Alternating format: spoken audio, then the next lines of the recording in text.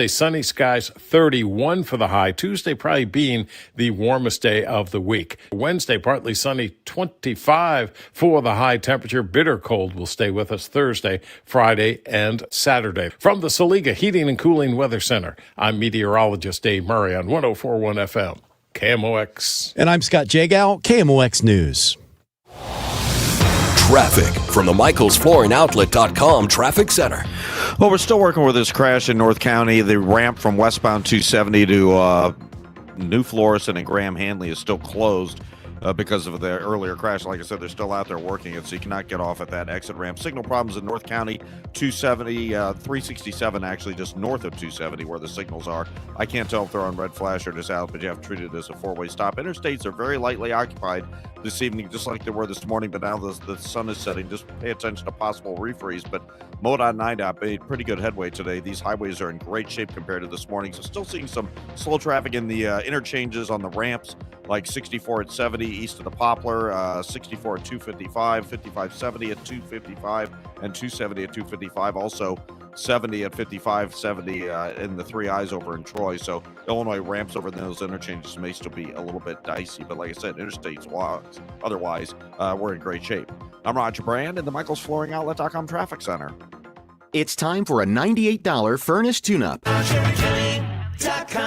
But my lips are turning blue. Are they fast? My darling, Jerry Kelly can install a new furnace tomorrow, no matter what day tomorrow is, even if we call late at night. You are my hero. They're fast and they're good and they got it going on. JerryKelly.com.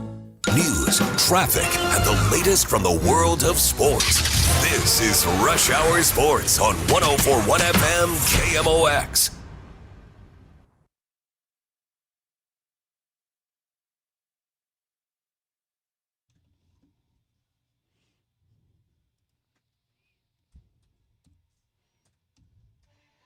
Welcome into a snowy Monday here on Rush Hour Sports.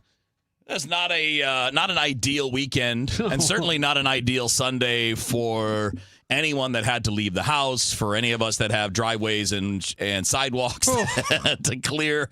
It was a pretty good day yesterday once that work got done to settle in and watch a couple of football games, so that worked out okay, but it was a physical weekend. Let's just say that. Yeah, I missed the start of the Broncos game because I mistimed how long it would take me to shovel my yard, or shovel my driveway, I should say. It was 90 minutes to 2 hours of shoveling for me yesterday, which was not fun. Yeah. Boy, not great. Hey, Bern, how you doing? Well, we're going to hold on a second. We aren't hearing the audio on our end. We're going to double check that. See if we can get that settled. Cool. But we're definitely working on getting. I don't know why there's a lot of gremlins today in the building. I don't know if the snow jacked things up or whatever. There are gremlins in the building today, and the good thing is we got plenty to do. Man, we had the two games from yesterday that were highly competitive. The second half of one was mostly punts back and forth in the snow, but it obviously was interesting to look at. And then you had the really high-scoring game that wasn't supposed to be high-scoring between the Rams and the Seahawks. Although familiarity throws a lot of expectations out the window when you're talking about people that see each other a lot. And then on top of that, we got a little bit of baseball. We can maybe, if we want to, take some more pot shots at the Blues. We are getting to the time, though, like post-Olympic break where the trade deadline's coming, and I think we'll have some news there because I'm seeing a lot of trade rumors involving the Blues and contenders interested in certain guys. So we got plenty to do today, Matt, and I think on a day like this we should start with baseball. It works for me. All right, that's pretty normal here on this show. How many days until pitchers and catchers? I know it off the top of my head because I wrote it down today. Okay, well, it depends. Is it regular pitchers and catchers or WBC pitchers and catchers? Just the normal. I believe that's February 11th, 16 right? days. Okay, so the 9th is the optional WBC report date, and that's 2 weeks from today. That's the day I fly in. Yeah. 2 weeks from today, you will not hear me on this show because I will be landing in Florida. It's crazy. It's 2 weeks away. I mean, it comes so fast. Yeah. And it's great. It feels like the baseball offseason is shorter every year, even though it's not. No, and look, this year is really, this is going to be an interesting run up to spring training because the Cardinals, one thing that has been true this offseason about the Cardinals, most of the things that Chaim Bloom listed as things that they need to get done have gotten done. Yeah. Nolan Arenado is in Arizona. Sonny Gray is in Boston. Wilson Contreras is in Boston. They've gained a lot of young arms and a lot of young talent in those trades, and certainly had to pay cash to get those guys. And they save a little bit of money on each of those deals, because if you keep the guy, you're paying the full freight. So you're saving a little bit versus paying the full freight. But the one thing that we've all expected that hasn't happened is the Brendan Donovan trade. And another one that we've been kind of keeping an eye on hasn't happened either with Jojo Romero. I would also say adding a right-handed bat that can play in the outfield. Yeah. That hasn't happened, and they've been very open about doing that. But Harrison Bader came off the board today. Yep, There was a 2-year lot deal of with San Francisco. good money, like 20 and a half. Yeah, 20. It's about 10 a year. Okay. About 10 a year. So good money he'll make. He gets to go play on a team that at least has competitive aspirations in San Francisco, and he gets a multi-year deal. And going into a CBA year, there's probably some value in getting that second year. A lot of Cardinals fans were really hoping that maybe there'd be a reunion. That seemed to be a fan-driven narrative. Yeah, no, I didn't see any reporters suggesting that. We see Austin Hayes and Miguel Andujar as the players that the Cardinals have been connected to by John Heyman, right? Yeah. But we have, and the best right-handed bats that's still out there, and he doesn't end up with the Cardinals, but it's Eugenio Suarez. Yeah, and they're not going to sign a guy in his mid-30s, and he's going to command probably short-term, but probably a good bit of AAV. But the last thing the Cardinals want is more in the infield. Right. And a guy, let's look at the match, right? I mean, right-handed power does not play great at Busch Stadium. It doesn't. And that's really all he is. He's not a great defender. He's going to strike out a lot. And this is not a knock. If you're a contending team and you had a chance to add Eugenio Suarez, do it. You're getting 40 home runs. You're getting a good power bat that maybe fits better hitting sixth than hitting third or fourth, but he's still 30, 35, 40 home runs. That's legit. That's not something you're going to just find on the street. But A, there's a reason he's still out there. And B, not a fit for this team. And certainly not from his view. And that's the part of this that we have to keep in mind. In fact, I want to tie that into the Brendan Donovan conversation, because a lot of the buzz is, okay, why do you have to trade him? We've addressed that with people. You don't have to, which is why he's still with the team. There's no pressing need. You can wait until the deadline. You could wait till next offseason. You could just keep him for the next couple of years. You could sign him, but does he want to do that with the current state of things? I don't know. The only scenario I see playing, and he loves being in St. Louis. Yeah. The only real scenario I see him signing a long-term deal is if he really, really believes in what's happening here, and if he thinks it's going to happen sooner, or if you don't move him in the offseason or in the in-season, and they actually exceed expectations this year. That would be a time, where it feels like the team is actually closer than the outside world thinks they are. Yeah, and I think, when we're looking at the right-handed bat, and we're looking at where the roster is, some of this does depend on Donovan being here. If he's here, you have one less spot on the roster and one less spot for the lineup. Right. I'm not saying you won't get a right-handed bat if you add him, but it's still taking up spots. It touches, because Donovan's not a platoon player. No. He's going to play every day. It touches so many areas of the team. I mean, it impacts Alec Burleson, Nolan Gorman, Thomas Sajaci, Jordan Walker, Ivan Herrera, J.J. Weatherholt. Donovan being here or not being here, in some form or fashion, when you push down the dominoes, it impacts the catcher's position, the first base position, the second base position, third base, and the corner outfield spots. Yep, and it impacts where your top prospect's going to play. Yeah. Because we don't know for sure that J.J. Weatherholt's going to be on the opening day roster, but the signs sure seem to point to that if he has even a good spring. Something and maybe I'll ask Chaim Bloom this the next opportunity I have to talk to him.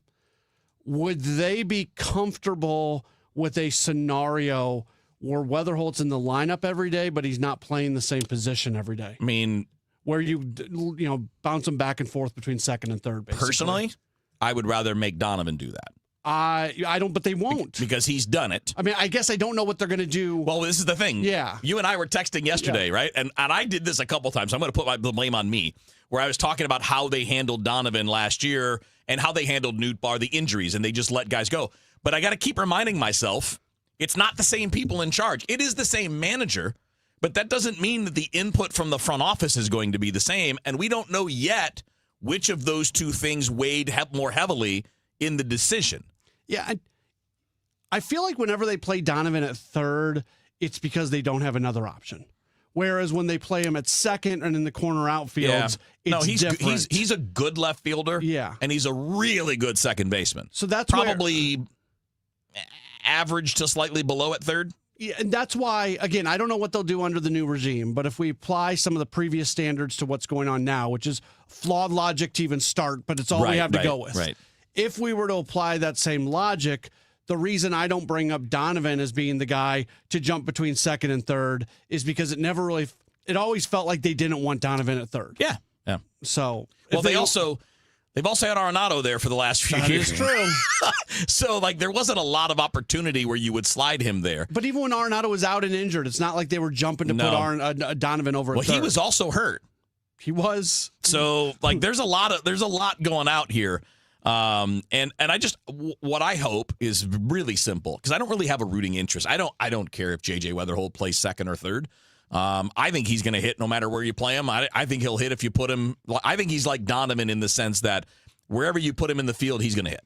He's going to be the same hitter that he is when he's at second if he's at third. I don't think that's going to be a huge difference to me anyway in watching JJ Weatherholt, looking at his prep, looking at what his strengths are.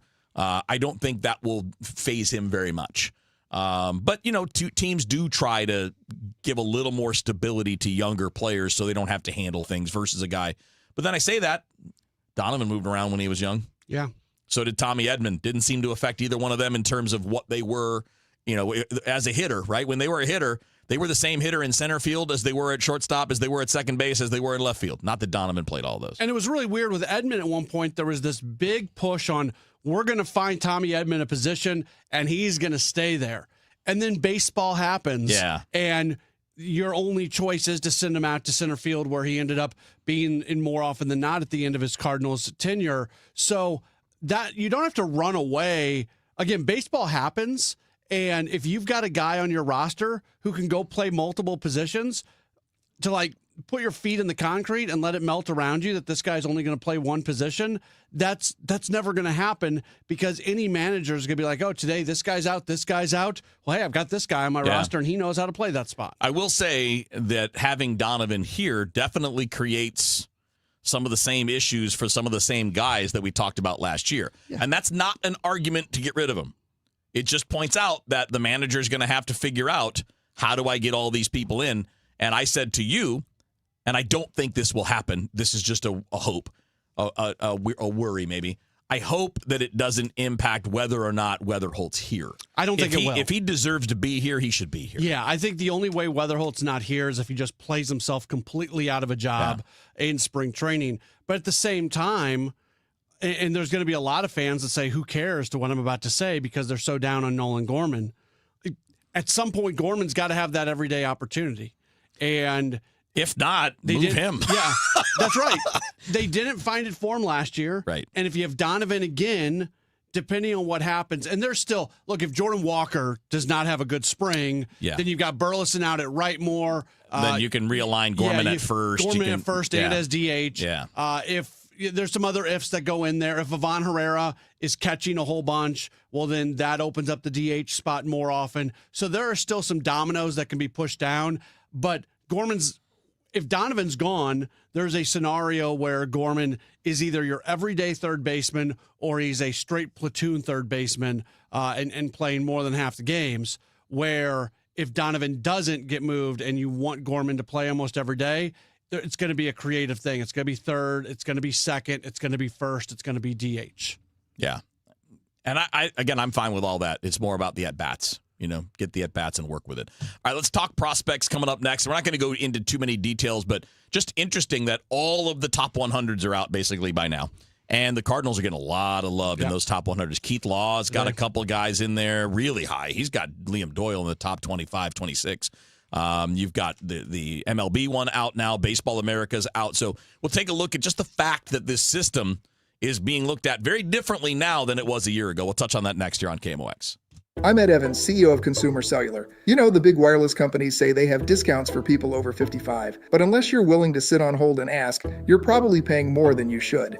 At Consumer Cellular, there's nothing to hunt down. We're built for people 50 plus with plans starting at just $20. And our 100% US-based customer service actually answers the phone. Call 1-888-FREEDOM or visit consumercellular.com today and get your second month free for a limited time. Taxes, fees, and other third-party charges will apply. See website for additional details. The new era of UFC on Paramount Plus continues. Live from Australia. Featherweight champ Alexander Volkanovski. He is an animal. Defends his belt at home in an explosive rematch against Diego Lopez. You gotta be kidding me! And the always dangerous Dan Hooker. Yes. Throws down with powerhouse Benoit Saint-Denis in a high-action lightweight showdown. Oh! There's never been anything like this. Let's go. UFC 325, Saturday, January 31st, only on Paramount Plus. This is it, the last call for football on FanDuel. One final Sunday, one last kickoff, and the final chance to place your bets before the NFL season comes to an end. Super Bowl 60. And FanDuel is making sure you're in on it. If you're a new customer, bet $5 and get $200 in bonus bets if you win. So whether you're backing the favorite, going with the underdog, you're building one last same-game parlay, this is the time to make it count. Because after the Super Bowl, the season is over and football is officially done. So last call for football on FanDuel, an official sportsbook partner of Super Bowl 60. FanDuel.com/Missouri and get started now. 21 and over and present in Missouri. Gambling problem? Call 1-800-GAMBLER. First online real money wager only. $5 first deposit required. Bonus issued as non-withdrawable bonus bets that expire 7 days after receipt. Restrictions apply. See terms at sportsbook.fanduel.com. Traffic from the MichaelsFlooringOutlet.com Traffic Center. Well, things continue to improve. Highways are very lightly occupied tonight, so there's not much going on interstate-wise. In fact, the one problem we did have, they just cleared a couple of minutes ago. The ramp is now reopened on westbound 270 onto Washington Elizabeth New Flores, and it was shut down for quite a while because of a crash. This traffic reports the service of Meadowview Memory Care. So westbound 270 is in great shape. 367 is north of 270. At last check, those signals were either still out or on red flash, so pay attention there. Seen some slow traffic on the ramps at 370 and 270. Again, overhead flyover ramps, bridges, and overpasses may be more susceptible to refreeze with the colder getting under the driving surfaces. Seeing a little slowdown downtown, east and westbound 44 around the bridges, 70 and 64 at that interchange, 55, 70 at 270 and 64 at 255. Those ramps, again, look a little slow as well. I'm Roger Brand in the MichaelsFlooringOutlet.com Traffic Center. Discover Meadowview Memory Care in Arnold, a small, secure community on a beautiful campus. Enjoy peace of mind with all our inclusive rates and comfortable private suites. Schedule your tour today at rspseniorliving.com. This is Rush Hour Sports on 104.1 FM KMOX.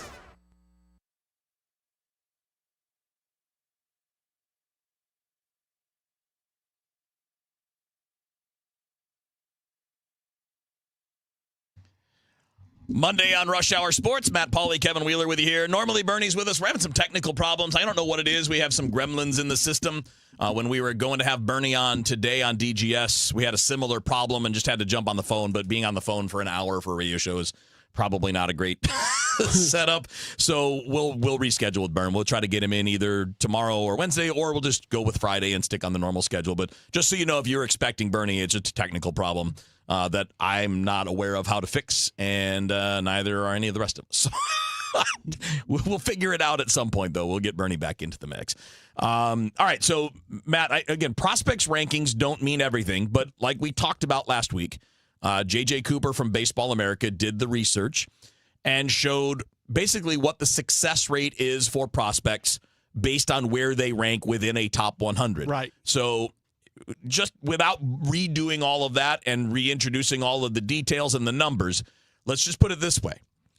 It is a fact that the higher your prospects are ranked, the more likely they are to have success in the major leagues. So prospects lists don't mean everything, but they also don't mean nothing. That's exactly right. Yeah. So they're not perfect. It doesn't mean that if you're highly rated, you're going to be a Hall of Famer, but it means you have a much greater chance of being a Hall of Famer, yes. And it means that your floor is much higher, which is why we talk about that with a guy like J.J. Weatherholt as an example. He is universally viewed as the Cardinals' top prospect. He's top 5 everywhere I've seen. He's 5 on MLB.com. Wait, He's Keith 3 Law for had him Baseball lower, America. didn't he? Yeah, I think Law had him like 7. 7? Okay, yeah. But even that. Right. But he even made up for that fair, with Liam Doyle. So. Because even that in Keith's write-up, Right, exactly, because he's got Doyle at 26, and nobody else has him higher than the 30s, I don't think. But he did make the point on Weatherholt that basically he loves Weatherholt. Mm-hmm. And he says this is a guy that will contend for batting titles in the major leagues, that the Cardinals were lucky that he was there at number 7 when they picked him in the first round. So, again, really the difference between being the 3rd best prospect and the 7th best prospect is minimal. Right. The fact is that Weatherholt is universally a top 7 or 8 prospect, top 3 or 5, depending on who you're looking at. And it's not just him.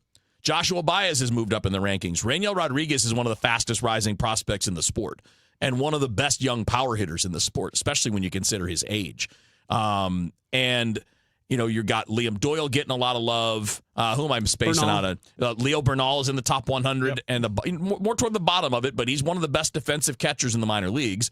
And that's not even looking at a guy like Quinn Matthews coming off a bad year because he had some shoulder problems. It's not looking at some of the younger prospects. There's another guy that got mentioned. He's not a top 100 guy at this point because he's too young and it's a little bit early in the process.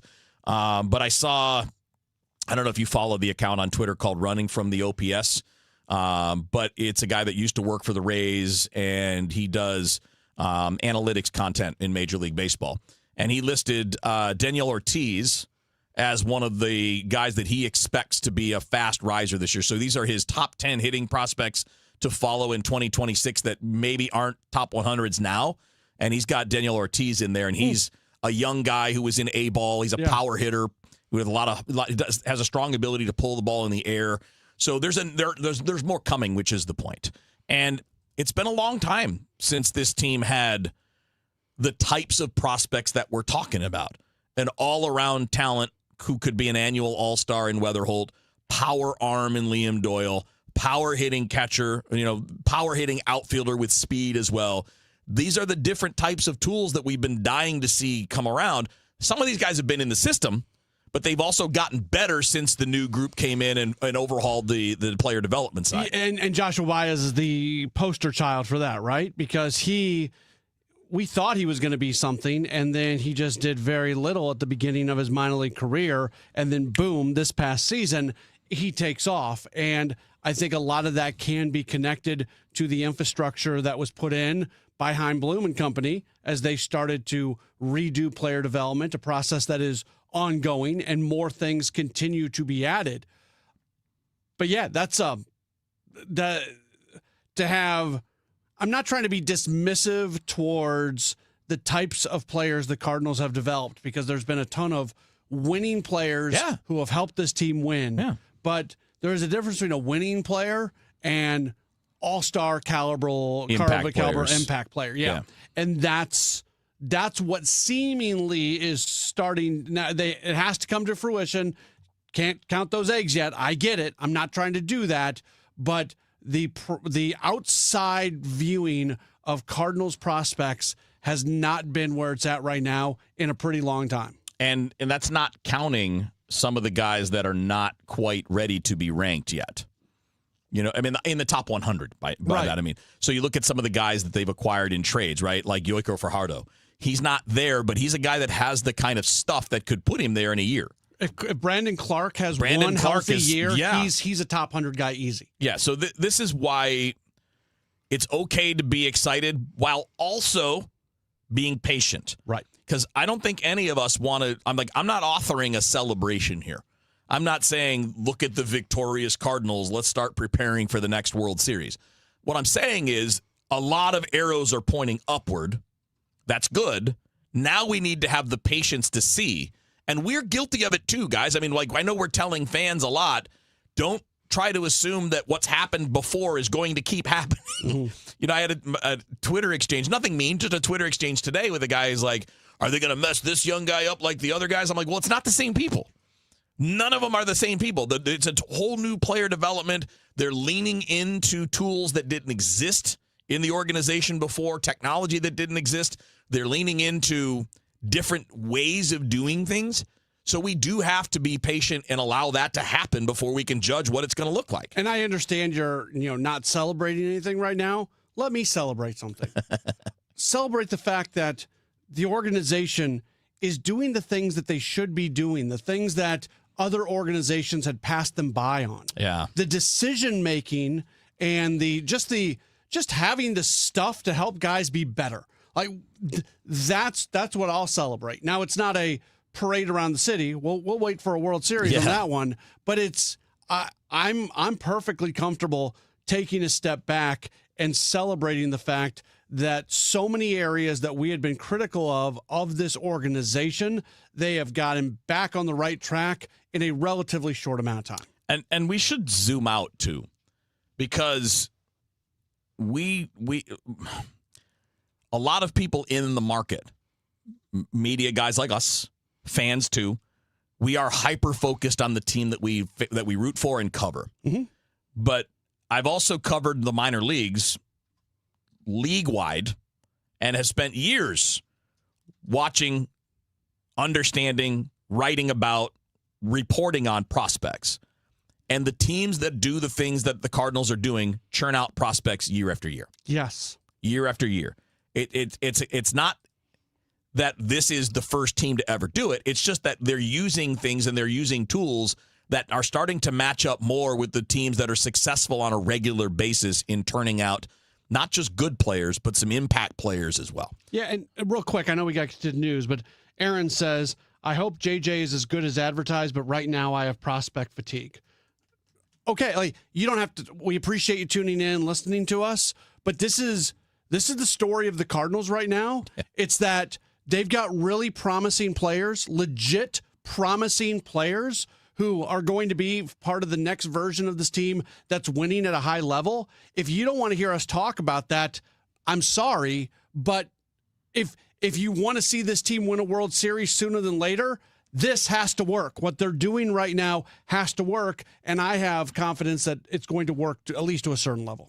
That's Matt Pauley. I'm Kevin Wheeler. Rush Hour Sports picks back up after the news on KMOX.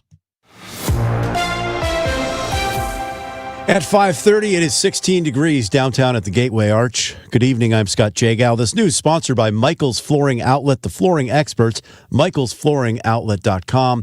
President Trump has softened his stance on the immigration crackdown in Minnesota. He praised productive conversations with the governor and the Minneapolis mayor today. Some federal agents are expected to leave that city as soon as tomorrow. The mayor there, Jacob Fry, said Trump agreed the current situation cannot continue. Meanwhile, Minnesota officials and the government have been at odds over how to handle the latest investigation into an ICE shooting. Leaders there say they want to be part of it, but Homeland Security has said the case belongs to them. Normally, federal law enforcement, local law enforcement, state level coordinate pretty effectively together. And that's, I think, part of the reason that we ended up with this horrific shooting and with so many incidents of violence is that we've seen federal agents come in without any apparent interest in working collaboratively with local authorities. Roa Brooks is a Georgetown law professor. The city of St. Louis is promising to reopen in the next 48 hours.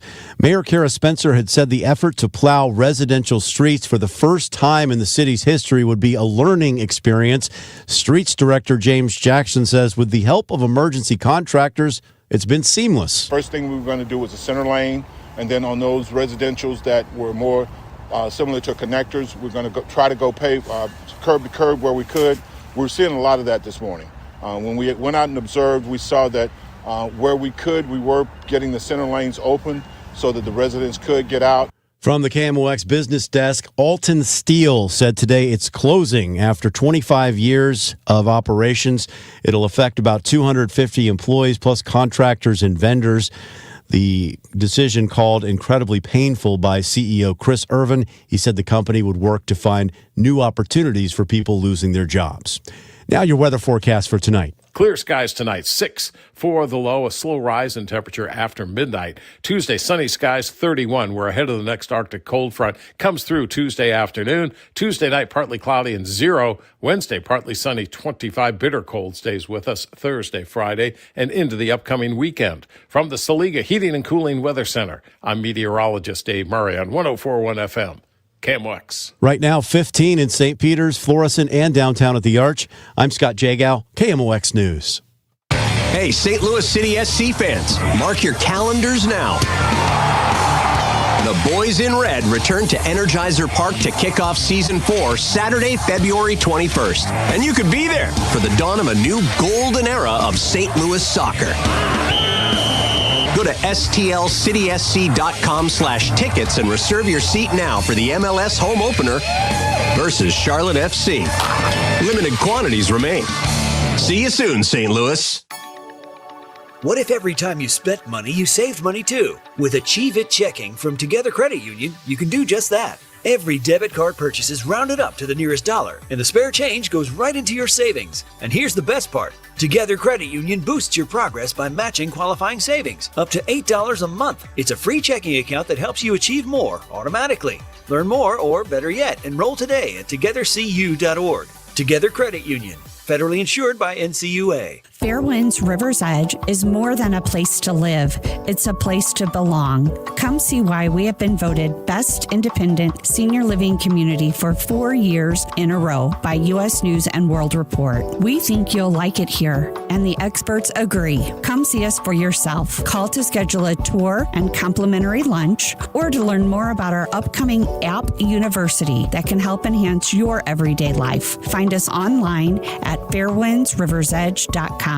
St. Louis has a voice. KMOX, the voice of St. Louis. That voice has shared our stories from headline to history. Martin Luther King was killed by an assassin's bullet tonight. From moment to memory. It's a strike call! A no-hitter for Gibson!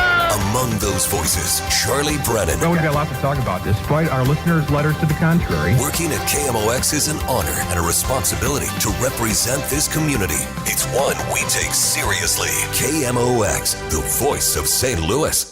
Hey guys, Kevin Wheeler here. I want to tell you about 213 Complex, and you can pick that up at supplement superstores. And quite simply, 213 Complex is the most effective and powerful all-natural weight loss supplement ever developed. Here's what it's doing for me and what it'll do for you. Boosts the metabolism, gets it working at full go all the time, helps with cravings, and man, that's a big deal for me. All-day focus energy with no jitters, no crash at the end of the day. It's a great tool for achieving your goals. Get out to supplement superstores. Tell them Kevin Wheeler sent you in. They will knock 30% off your 213 Complex, and you can find your location at supplementsuperstores.com. Hey, Happy New Year, big boy. Hey, what's up, Izzy? Also known as the Kool-Aid Man.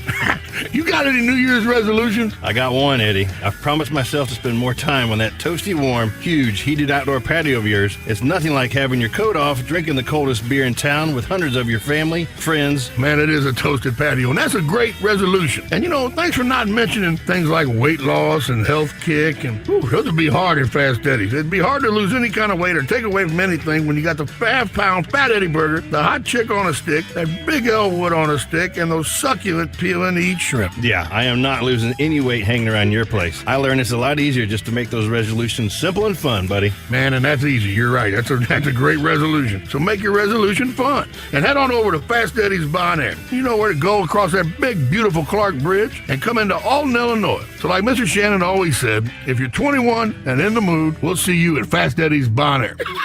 Kool-Aid Man. This is John Pertzborn with Ben and Gentry for HeatUpSt.Louis.org. We're the Golden Boys! For the 26th Rise and Shine benefit. It's Friday, February 13th. Your lucky day to volunteer. Or buy a sausage or egg biscuit for $1. At participating area Hardee's. It's HeatUpSt.Louis.org to also pre-order. That's HeatUp, STLOUIS.org. Put the biscuits down, Ben. Oy! Revitalize your bathroom with big savings at Lowe's. Get up to 40% off select vanities and free delivery during our bath savings event. Plus, get up to 40% off select shower heads. No matter what style you're looking for, we've got you covered. Shop for your bathroom refresh at Lowe's. We help, you save. While supplies last, selection varies by location.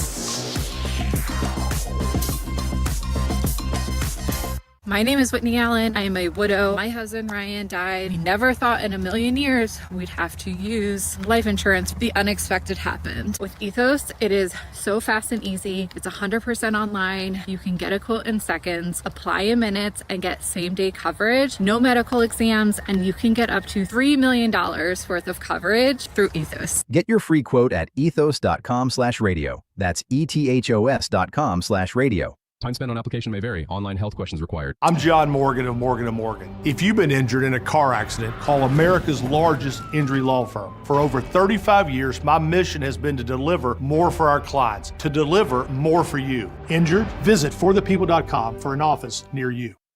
All right, guys, if 2026 is setting up to be a year that you're thinking about moving, you're thinking about selling a house, buying a new one, and you're searching for a reliable and proven local real estate expert, pay attention, because I've got the answer for you. The realtor that you're going to choose is going to matter, and if you choose Gloria Liu, you will get it right.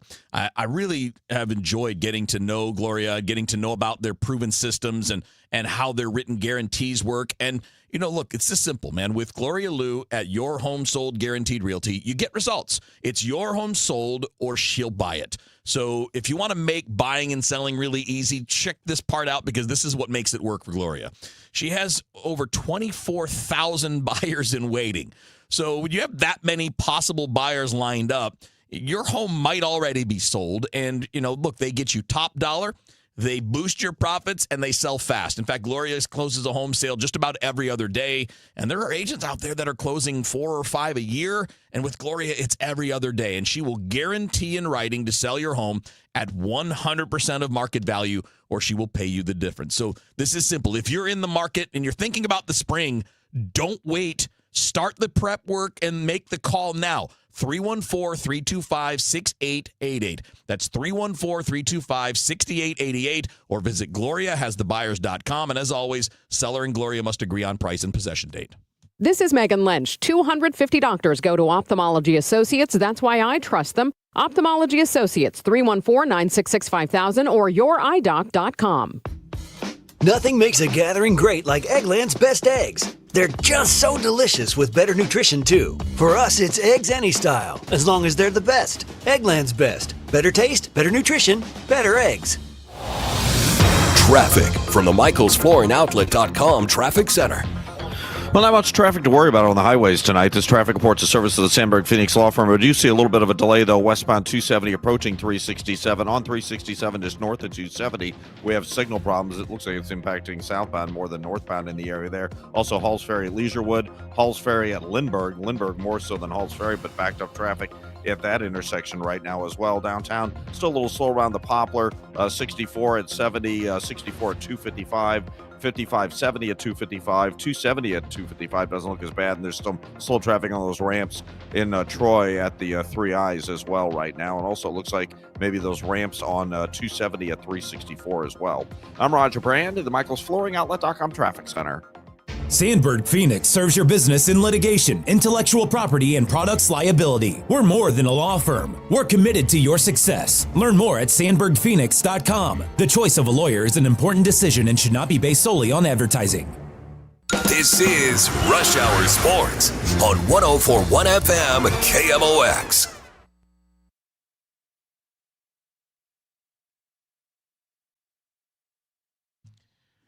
Rush Hour Sports here on KMOX. Matt Pauley and Kevin Wheeler with you here. And I mentioned it earlier, but I'll remind everybody if you're just tuning in. Normally Monday we have Bernie here, but we got something's going on technically where we can't hear him.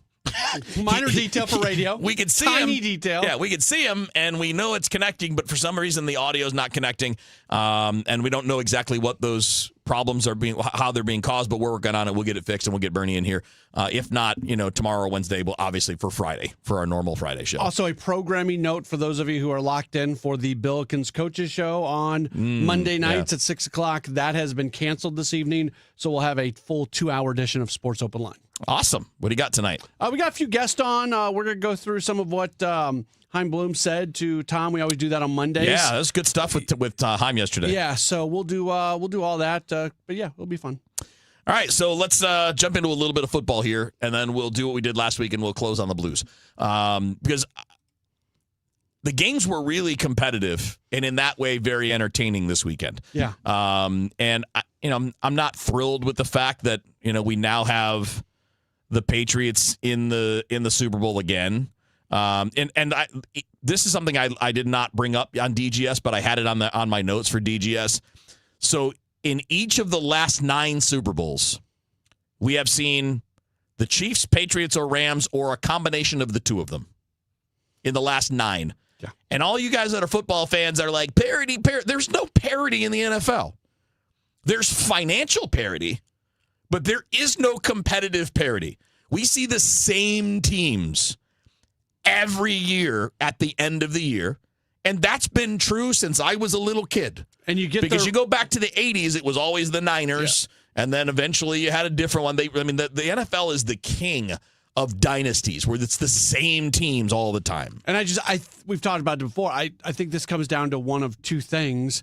Either you get lucky in the draft and you're able to get a franchise quarterback and they just stick with you for a while, but it's also the league where the really, really good decision makers are very much rewarded for said good decisions, and there are a lot of terrible decision makers in the NFL that take teams down.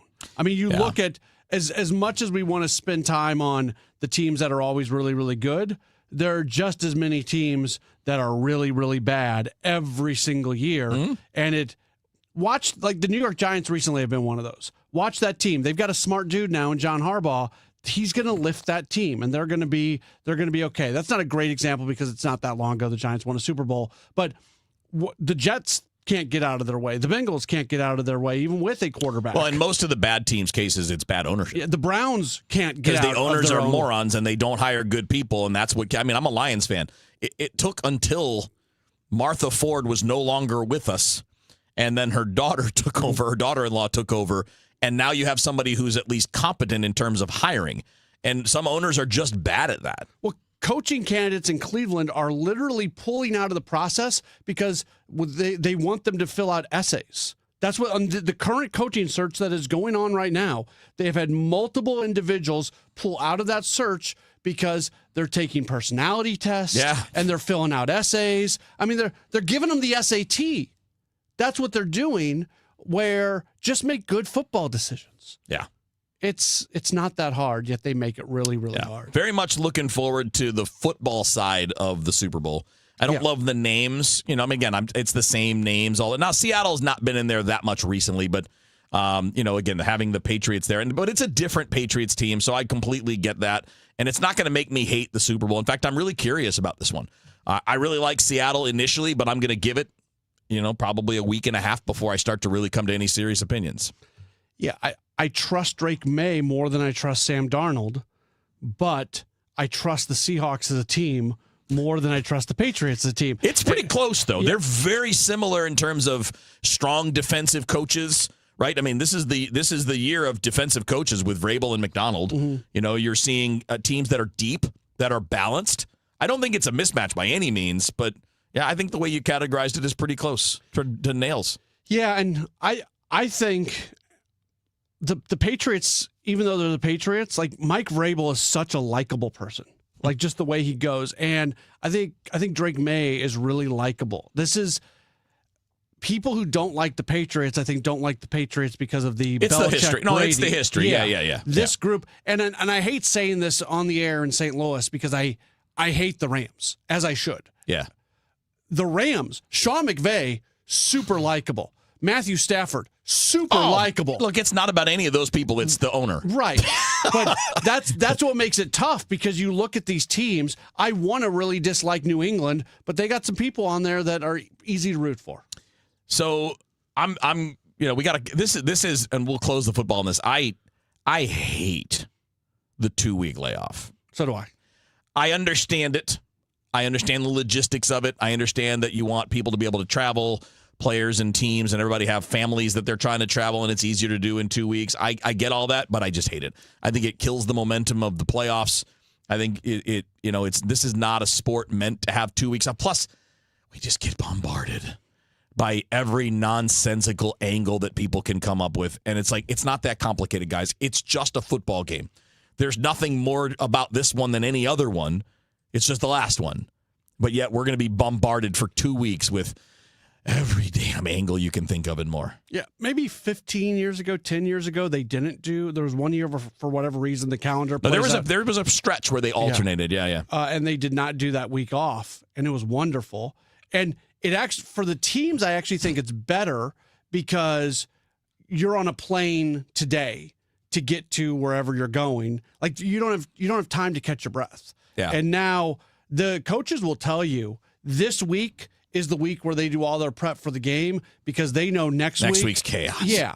Like they'll go out to the facility, they'll get out for practice, but there's not any real work being done next week. No, not at all. All right, we're going to go right to the Blues next up. And this is not going to be the regular poop on the Blues, even though we could because they haven't won since we last spoke. This is about the trade deadline that'll be coming up after the Olympics. And there are some Blues guys that are getting some real attention. In fact, they might have one of the hottest trade commodities on the market. So we'll talk a bit about that and how that might be able to speed up their improvement when we come back here on KMOX.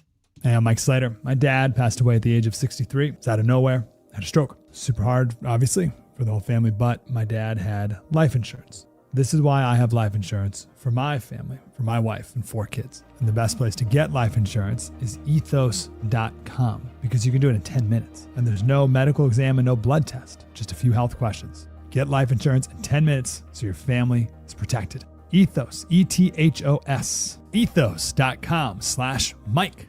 Staples presents That Was Easy. So I'm opening a second location for my coffee shop this year? I smell trouble brewing. I needed to print new menus, loyalty cards, window signage, so I went to Staples. That'll cost you a latte. Get it? Uh-huh.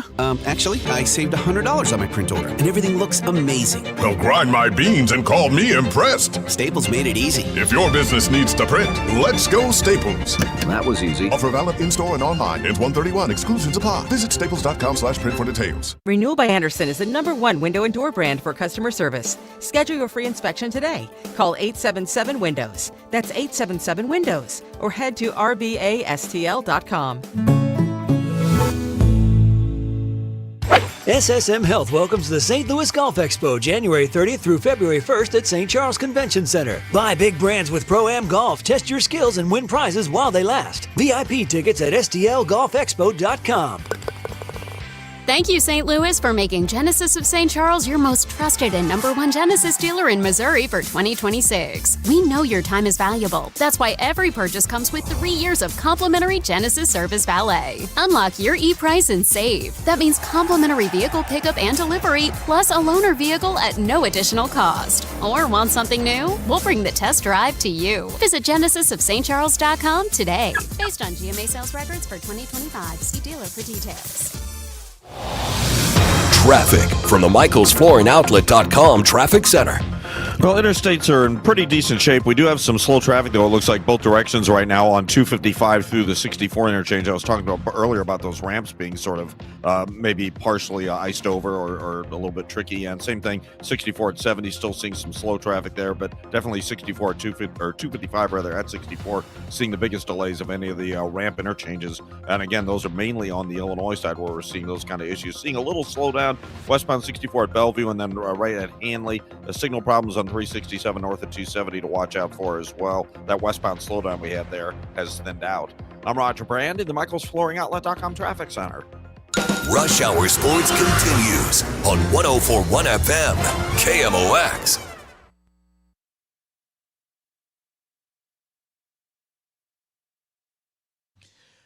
All right, a few minutes left on Rush Hour Sports. Matt Pauley, Kevin Wheeler with you here. You know, Matt, as the Olympics wrap up and we get toward the trade deadline in the NHL, I think there might finally be some more things to talk about with the Blues. They've not been super active when it comes to selling players, and a lot of it has been underperforming players on contracts that maybe weren't as movable. But I'm starting to see a lot of buzz, and in particular, a lot of buzz about Justin Falk as maybe one of the top trade targets at the deadline, given that he's a veteran, having a really nice offensive season. He's a puck-moving, right-hand shot defenseman with only 2 years left. Well, this year and next year left under contract, so not a lot of term at a cap number that a lot of these contenders can make work, whether it's because of injuries or maybe offloading a short-term salary or whatever. I think this should be the year, like the Cardinals, that the Blues go in and rebuild. I hope so. Because they have a chance to do it, I think. And it is somewhat dependent about some of these players who have no trade clauses. Yeah, waiving. like Thomas and Kyrou and all that. Yeah. Does Falk have a no move too? I don't think so. Okay. I don't know for sure. I'm going to look it up. I want to quote that. I also, Pavel Buchnevich's contract is not great. I don't think there's any team out there that want to grab him. But what he's done here lately, they've, out of necessity, I think he's a better winger than a centerman. But out of necessity, they have moved him to the center spot once again.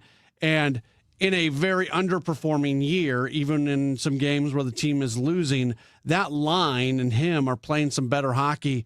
Maybe that's enough to create a little bit of interest for a team that's desperate. I don't know. I don't know either. I think your best returns are going to be like a guy like Falk, yes, who's performing, at a really high level as an offensive defenseman and a right shot. The right shot guys are really valuable.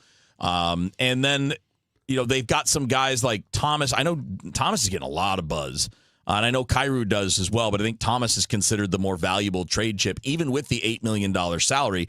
But those guys, while they have term, are young, right? And I do think there are teams that probably look at them and say, if we put them in our situation, like if we put Robert Thomas and we center him up with our wingers who can really score and, we got a deep veteran team, it probably brings up his game. Yeah. Because, he's back-to-back 80-point seasons before this year.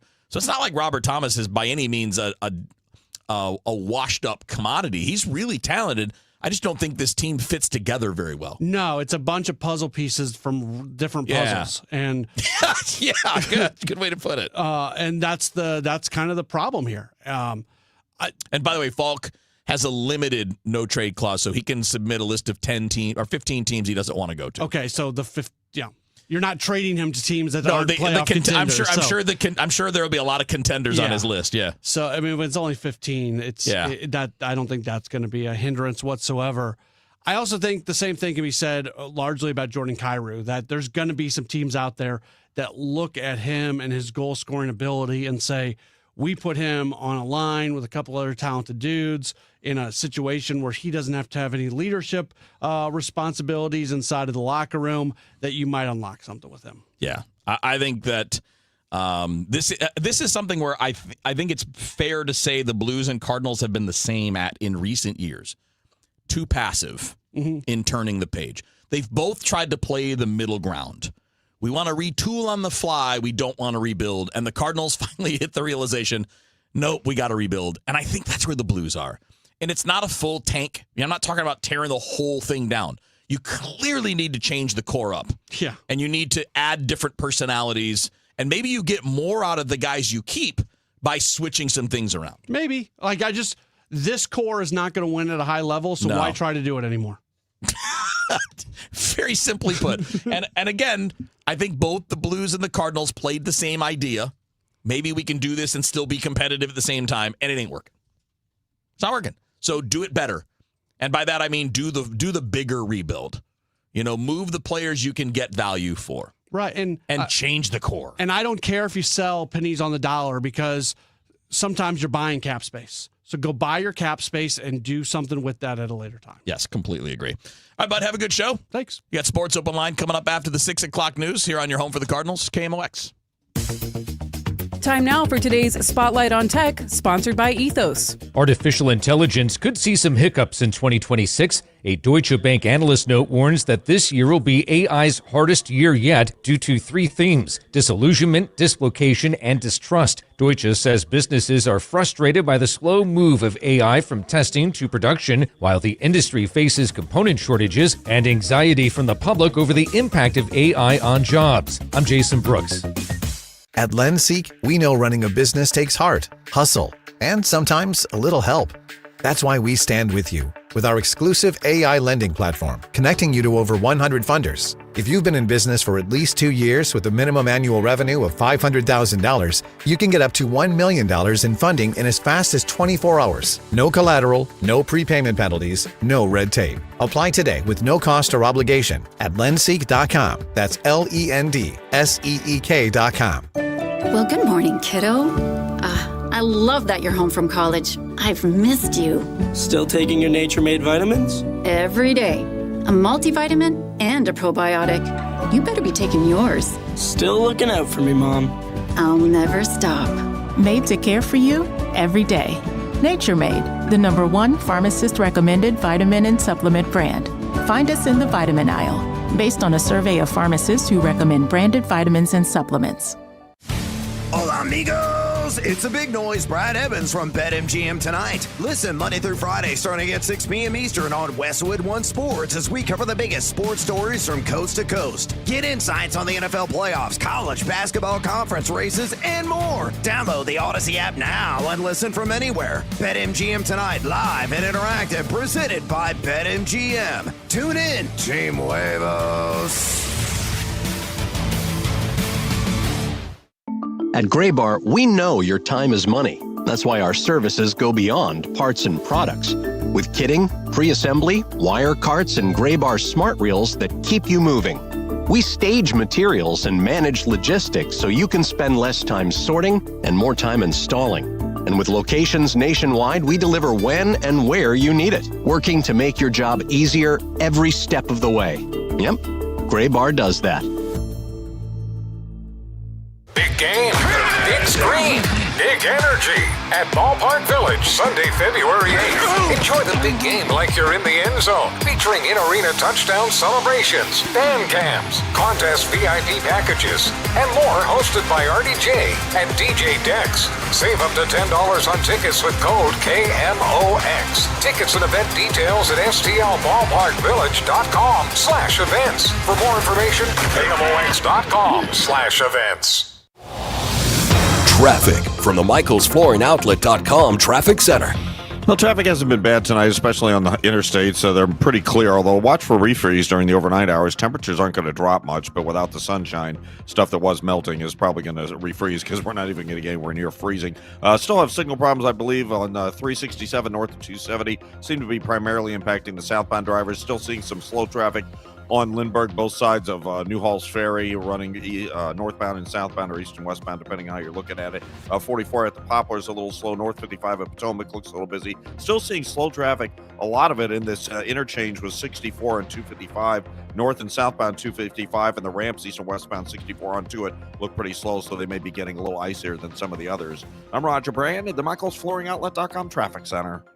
News, talk, cards. KMOX AM St. Louis. KMOX FM Hazelwood. Always live on the free Odyssey app. This is CBS News on the Hour, your home for original reporting. I'm Jennifer Kuiper. The Department of Homeland Security claims that when agents tried to disarm Alex Preddy on Saturday, as he filmed them, he violently resisted.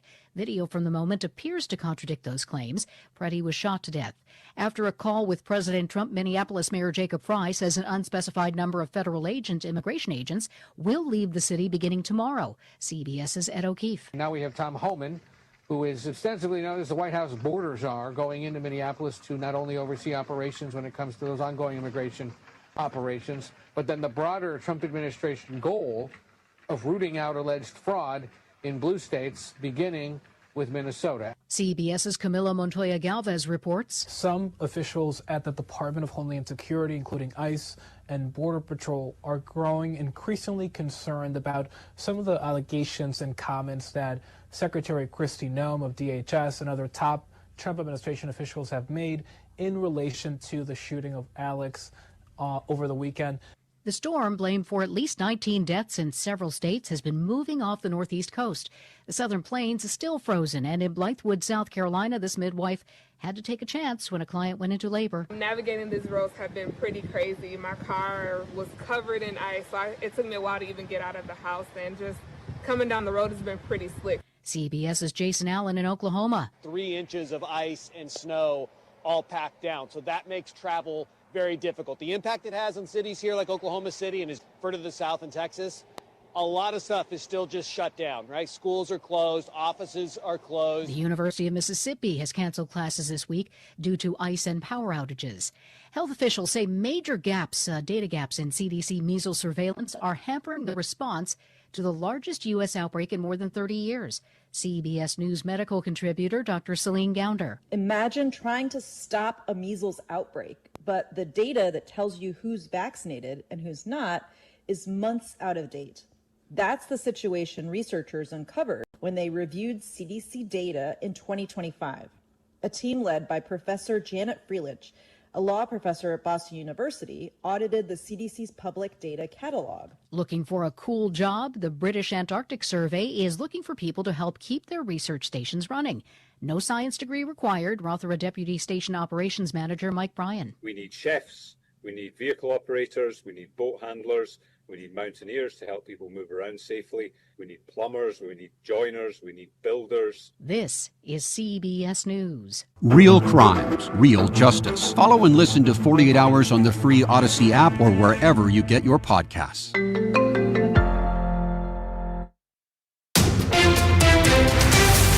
At 6:03, it's mostly clear and 13 degrees downtown at the Gateway Arch. Good evening, I'm Scott Jagow.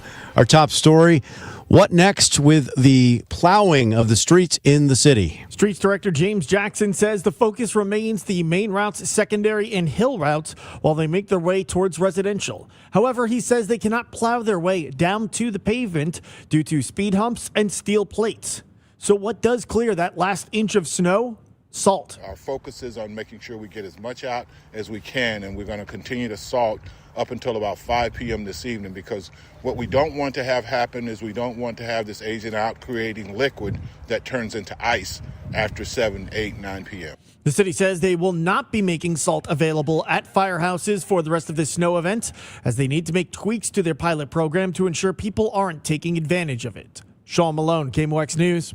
Well, the frigid temperatures will have a grip on the bi-state for the next several days, and that means furnaces are not getting much rest. With your gas meter, if we don't keep those clear, we can have lack of pressure to run adequately. Jake Duquette, Ameren, Illinois spokesman and the volunteer assistant deputy fire chief for the Sherman, Illinois Fire District, tells KMOX a lot of the high-efficiency appliances have vents that come out of the side of the house or the building. And a lot of times if those get clogged up or covered with snow and ice as well, then that can actually contribute to carbon monoxide leaks inside, because that appliance doesn't have that clean air to work properly. But something as simple as knocking the snow and ice off of your gas meter can prevent losing gas or having carbon monoxide escape into your home. Maria Aquina, KMOX News. Alton Steel said today it will cease productions after nearly 25 years. CEO Chris Irvin said the company faces insurmountable challenges.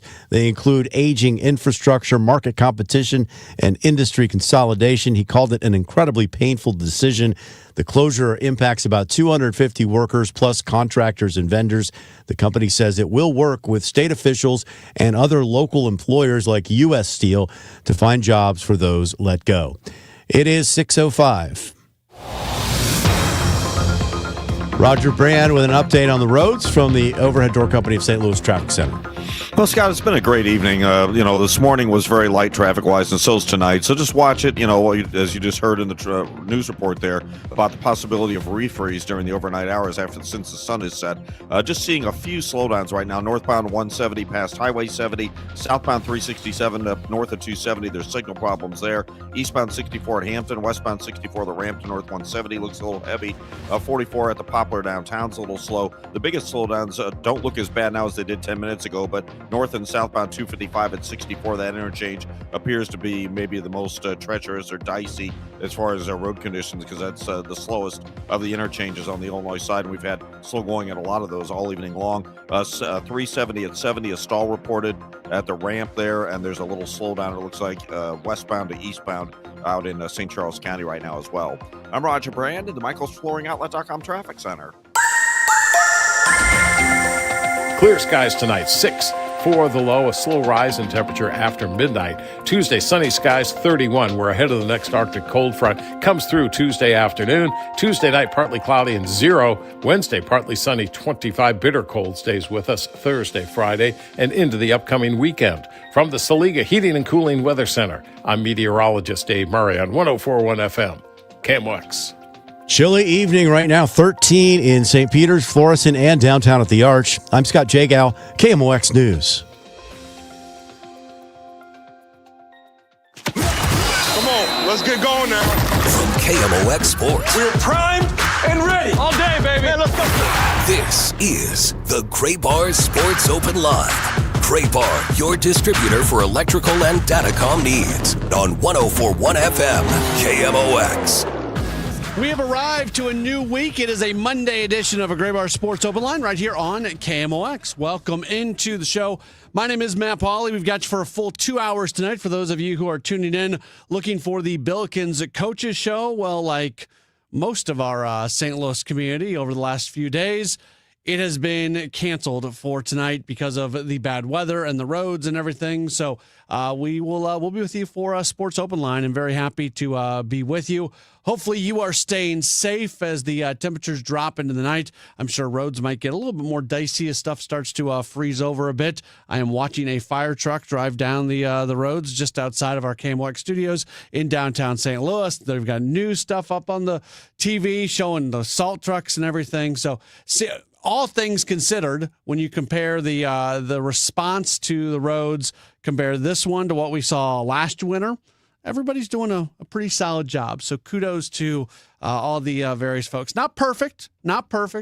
Those off ramps could still use a little bit of work, but it's I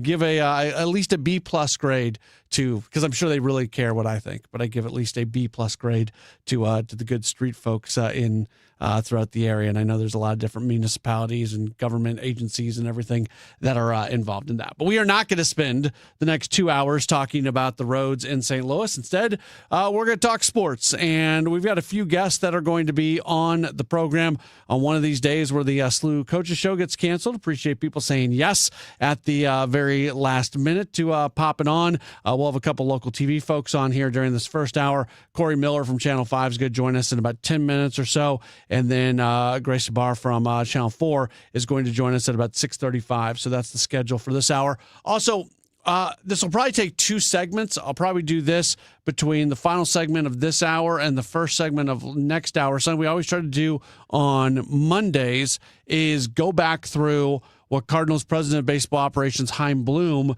said to Tom Ackerman during Sports on a Sunday morning. So we've got a bunch of cuts from him. We'll play back some of those, and I'll give you my thoughts. And then next hour, we are going to talk with Daniel Guerrero, Cardinals beat writer for the Post-Dispatch and STL Today. So that's a rundown of what's going to be going on. Cardinals did make an announcement today.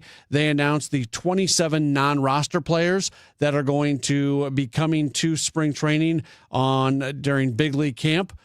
The first thing that kind of jumped out at me, and then I realized that this had been addressed during winter warm-up by Chaim Bloom, you are not going to see Liam Doyle be part of big league camp. Now, Bloom had previously said that you might see him here and there during camp. So that is you get to that point during camp, not even to a point, like you see some non-big league camps, like you have the basically the minor league call-ups to big league spring training games. I would assume that's what he was making reference to when saying you might see Doyle here or there. But essentially what they're going to try to do with Doyle here in this spring training is just give him the opportunity to just be locked in and focused on getting better and not have the distractions and everything that goes along with big league camp. I'd kind of made the assumption before anything happened that we would see Doyle in big league camp, and I'll be interested to see how often he maybe pops over, how often he is one of those minor league call-ups that might get the chance to pitch late in the game, how often, for whatever reason, maybe he's on a big league field doing something during camp. I can't think it's going to be not at all, but for the most part, he's going to be involved in minor league camp, which is going to bring a little bit of star power to that. All of a sudden, there's going to be a little bit more interest to some things that are going to be going on the backfields. Later on in the day, or when Cardinal spring training games are going on and there's some activity with minor leaguers on the backfields, that, some of the minor league games that take place back there. When Doyle's going to be there, I think there's going to be a lot of people paying attention. But of note, J.J. Weatherholt obviously going to be there. He is technically a non-roster invitee because he's not on the 40-man roster, but he's somebody who I think we all think has a much better than 50% chance of making his major league debut on opening day this year. 2025 Texas League Pitcher of the Year, Ishan Henderson, is going to be there. Handful of players who were acquired this offseason or even in season last year, they get invited. Maybe most notably Blaze Jordan, somebody who probably doesn't have a great opportunity to make the big league club for opening day, but has a really, really good opportunity to make an impact in terms of what individuals who are decision makers think of him. So he goes back to Memphis, and then if there's a need, if there's an opportunity, he can maybe walk through that door. Quinn Matthews obviously is going to be in there, although Quinn Matthews certainly seems earmarked for AAA to start the season as well. So, and some other names, Max Rajic, Sim Robertson, Zach Thompson, all going to be there as well. So, in all, it's going to be 27 non-roster players that get the invite to Major League Spring Training. And as things go along, a number of these players will be reassigned. But the names that I mentioned are the ones that really headline it. We haven't really seen, I guess the Cardinals could still, and maybe even probably will still, sign some individuals to minor league contracts that include an invite to Major League Spring Training. Those type of signings are happening across Major League Baseball on an everyday basis. But we do get kind of a general idea at this point of the different individuals that are going to be in Big League Spring Training. And for a lot of them, it's going to be their first opportunity to take part in Big League Spring Training with the Cardinals. And it's going to be fun to see when it comes to that. We're going to talk a fair amount of Cardinals on the show today. Like I said, we're going to go back through some of the audio that Chaim Bloom had during Sports on a Sunday Morning. I always like doing that because it kind of gives us the opportunity to jump through a bunch of different topics and use his comments as almost just a point of fact. Like he says something, that's the point of fact, and then we can discuss what was said and maybe the direction that we would like to see the team go with that. So we'll go through that coming up in just a little while as well.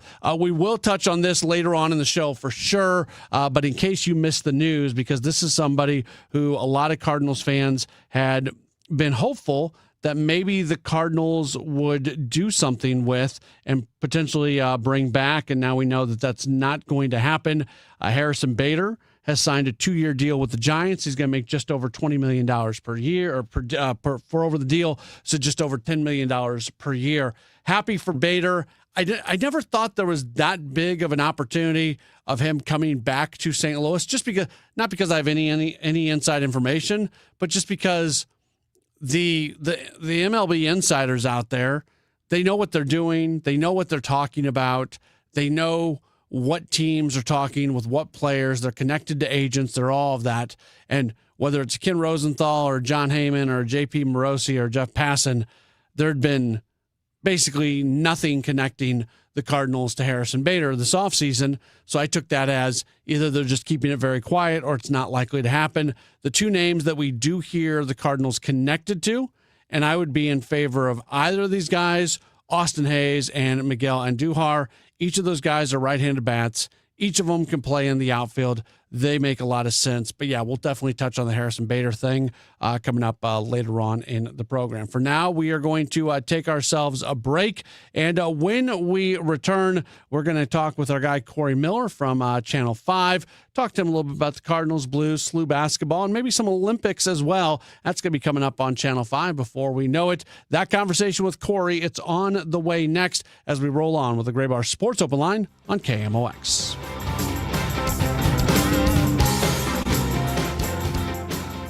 Texting enrolls you into recurring automated text messages. Consent not required to purchase. Message and data rates may apply. Hey, Dan, haven't seen you around the gym for a while. Yeah, I've really fallen off. Since I turned 40, I just don't get the results I used to get. Could it be lower testosterone? Lower T. Happens to most guys after 40. I was in the same boat until I started using Nugenix Total T2. Total T2, the new one I've seen on TV. Yep, it's the next generation testosterone booster for both free and total testosterone. It's packed with even more man-boosting power, sending nitric oxide levels skyrocketing in just 3 hours. It actually works? I feel like I'm in my 20s again. I've got more energy, better results in the gym, and things are even better in the bedroom. Send them a text and get a complimentary bottle. Text now for your complimentary bottle of Nugenix Total T2, the #1 testosterone brand at GNC. Plus, text now and we'll include a bottle of Nugenix Thermo X, our most powerful fat incinerator ever, absolutely free. Text AREA to 369-369. AREA to 369-369. AREA to 369-369. These statements have not been evaluated by the FDA. This product is not intended to diagnose, treat, cure, or prevent any disease. You know that Big Bargain detergent jug is 80% water, right? It doesn't clean as well. 80% water? I thought I was getting a better deal because it's so big. If you want a better clean, Tide Pods are only 12% water. The rest is pure, concentrated cleaning ingredients. Oh, let me make an announcement. Attention shoppers, if you want a real deal, try Tide Pods. Stop paying for watered-down detergents. Pay for clean. If it's gotta be clean, it's gotta be Tide Pods. Water content based on the leading bargain liquid detergent. Are you 50 or older? This news is for you. The CDC recommends you get vaccinated against pneumococcal pneumonia. Even if you're healthy, your age puts you at risk. People 50 or older are over 6 times more likely to be hospitalized with pneumococcal pneumonia compared to adults 18 to 49. Just one shot can help protect you. Learn more and schedule at vaxassist.com. That's VAXassist.com. Sponsored by Pfizer. Save big on everything for your next project now at Menards. Upgrade your home with Floors of Distinction laminate flooring. It's easy to install and durable enough to handle an active household. The Woodruff Series is a waterproof laminate flooring that features an attached pad for sound reduction and added comfort. On sale today for $229 a square foot. Good through February 8th. Plus, check out our weekly flyer on Menards.com for other great deals happening this week. Save big money at Menards. Setting goals for retirement is one thing, but knowing how to achieve those goals is another. What are your wishes, hopes, and dreams? What's retirement look like for you? Because everybody, that picture is different. For tips on building a better nest egg, tune in to the All Financial Hour with host Steve All, Saturday mornings at 10 or Sunday evenings at 6, right here on KMOX. You can also visit yourmoneymattersstl.com for more details. Hey, Cardinal Cowboy here. Who would have thought a car crash would have led to charities, TV shows, and cheering with the best fans in the world? I'm thankful for every day. And so are my friends at Renner Garage Door. They've been turning garage doors from zero to hero since 1966. With help from trusted brands like Deldon, Amar, and LiftMaster, honest family-style service you can count on. So giddy up and get your free repair or replacement quote today. Giddy up! RENNER, RENNER. If you owe the IRS, you have a legal issue, and you need the Lance Drury Law Firm. We'll protect your rights. Log on at lancedrurylaw.com. 100 years of service, and still at your service. KMOX.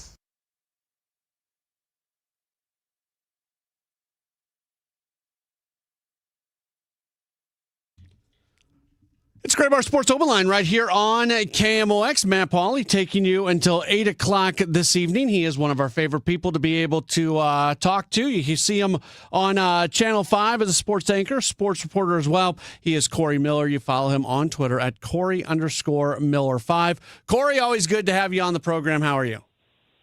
Man, I'm good. Appreciate you having me on. Yeah, absolutely. So we are now just about 2 weeks out from pitchers and catchers reporting. The WBC guys have the option to report 2 weeks from today. What are you most curious about on what might happen with the Cardinals in these just 2 weeks between now and when things start to pop up in Jupiter? Tell you what I'm most curious about is when fans might start caring a little bit. You know, it's such a weird offseason. I don't know if I've seen less enthusiasm to just kind of talk Cardinals or, hey, what about this? What about that? We haven't seen it this year because there really isn't, you know, a whole lot of big moves to talk about except the guys going the other direction.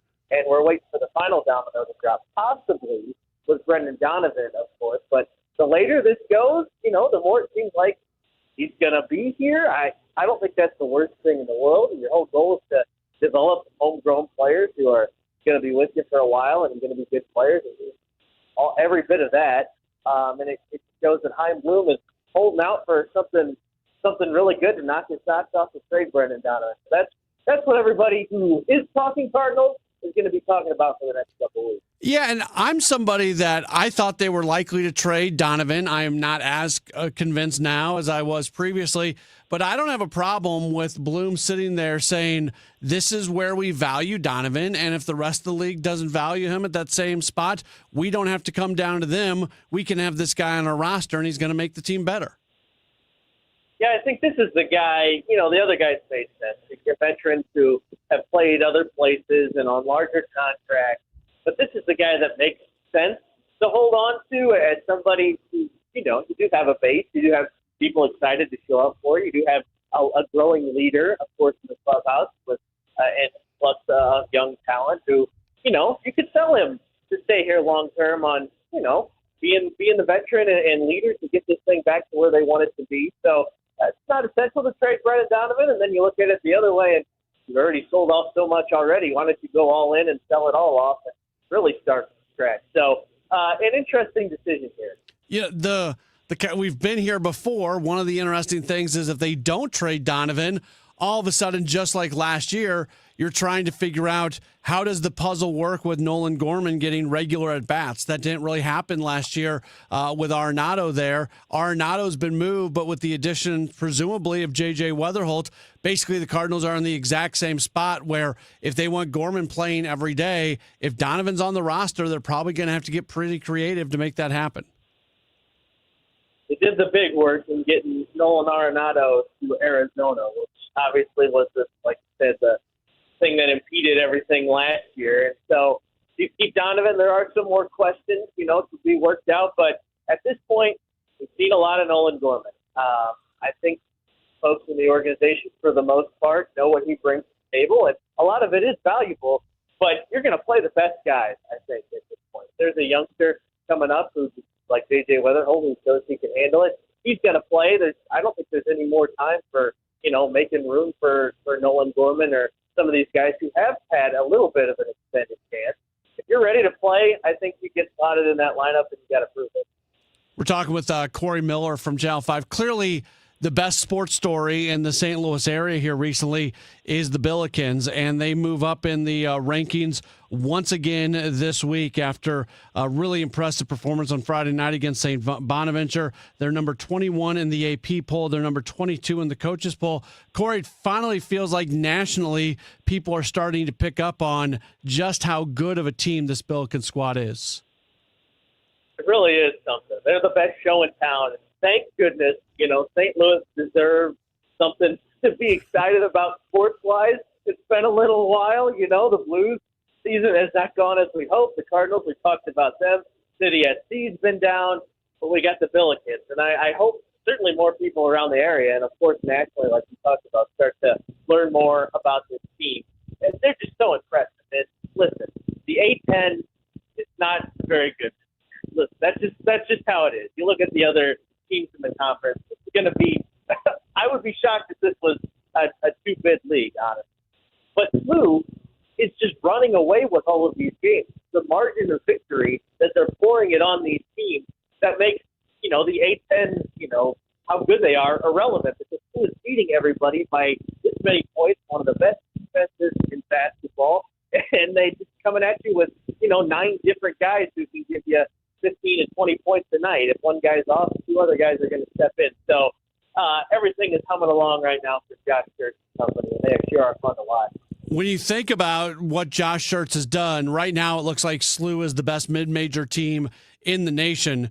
2 years ago at Indiana State, they may have had the best mid-major team in the nation, and they got snubbed from the NCAA tournament. All of a sudden, now still a lot has to play out over the next month and a half, 2 months of the basketball season, but it really feels like Josh Schertz has built the best mid-major team in the nation 2 of the last 3 years.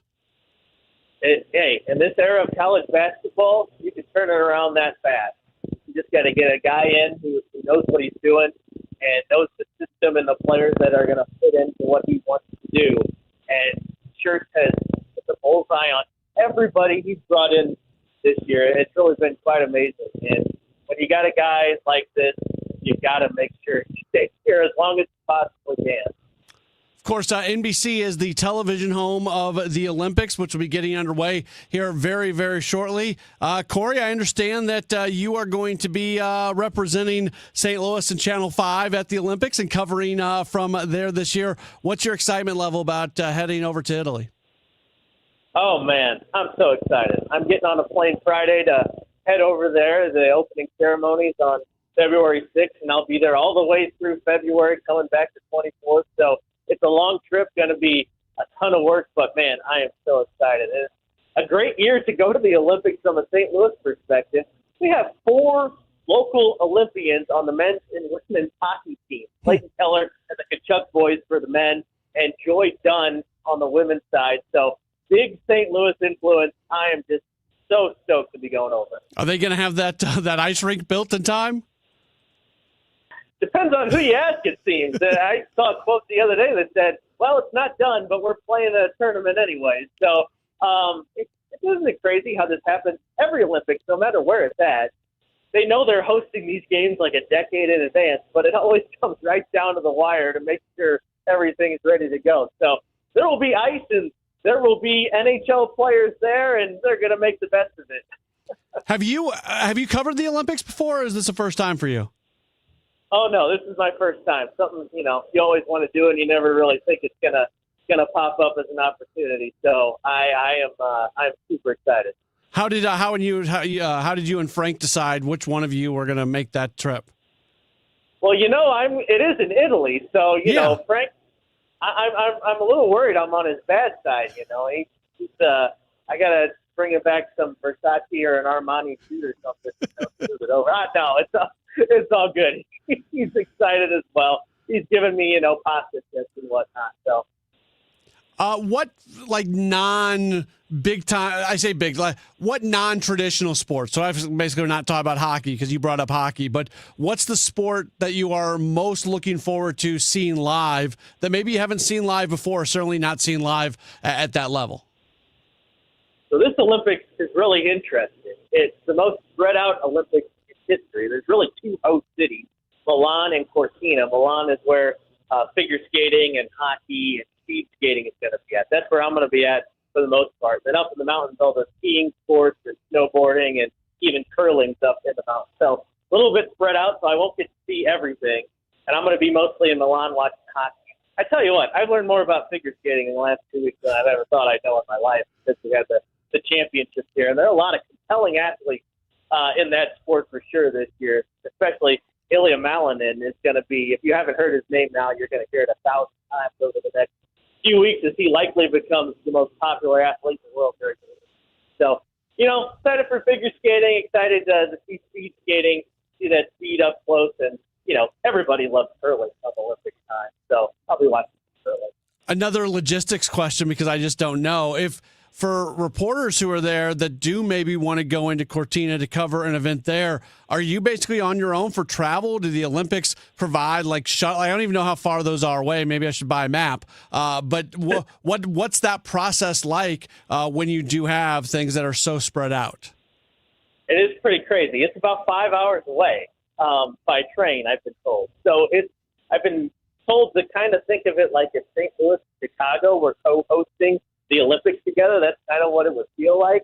And obviously we're going to have our KSTK's ownership group, Tegna's going to have a whole team of folks. There's 10 of us going out there to the Olympics, and some folks are going to be stationed up in the mountains of Cortina to get some coverage up there. But yeah, it's a hike up there into the Dolomite Mountains.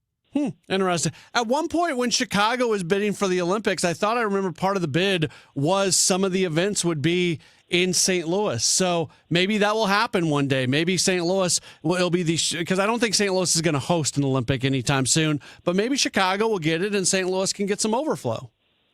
Hey, we've had ours in 1904, which, our Olympic history is way back there, but we've got it. We do. And we know St. Louis supports big events. So even if it's the Chicago Olympics, if we were to get Olympic events here, I am 100% sure that we would have great support for it, for sure. Well, Corey, safe travels. We will be watching all of your coverage from Italy as the Olympics get started. Be safe as you do that. And we'll talk to you right after you get back. We'd love to hear maybe some inside stories about that, about just how that all went down when you return. Awesome. Thanks for having me on, Matt. You bet. Awesome. Very good. That is Corey Miller joining us from Channel 5.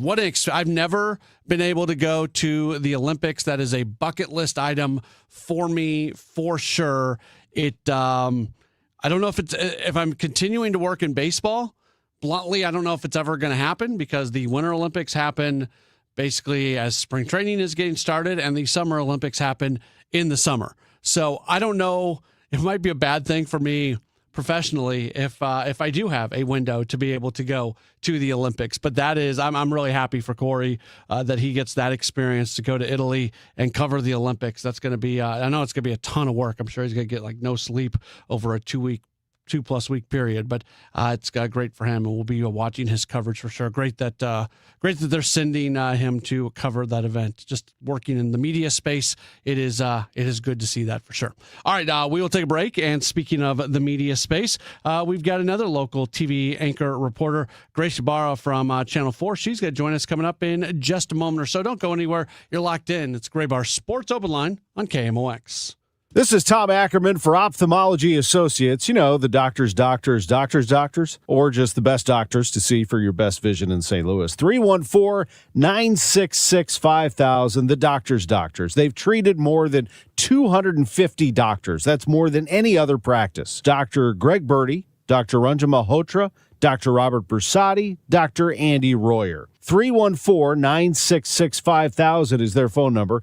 314-966-5000. Dr. Birdie, Dr. Malhotra are cornea surgeons and experts in diagnosis and treatment of diseases of the eye, dry eye, allergy eye, cataracts, macular degeneration, glaucoma, LASIK surgery. The Doctors of Ophthalmology Associates, experts. Call for an appointment today, 314-966-5000, or visit them online, youridoc.com, 12990 Manchester Road, quarter-mile west of 270. 314-966-5000 or youridoc.com. Hey, St. Louis City SC fans, mark your calendars now. The Boys in Red return to Energizer Park to kick off Season 4 Saturday, February 21st. And you could be there for the dawn of a new golden era of St. Louis soccer.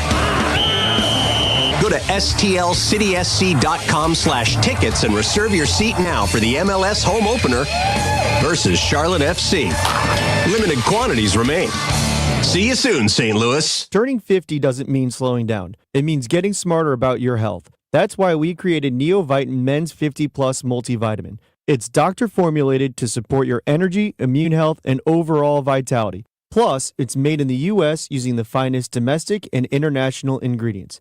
Take control of your health with supplements you can trust. Look for NeoVitan Men's 50 Plus at your local Schnucks, Dierbergs, or online at neovitan.com.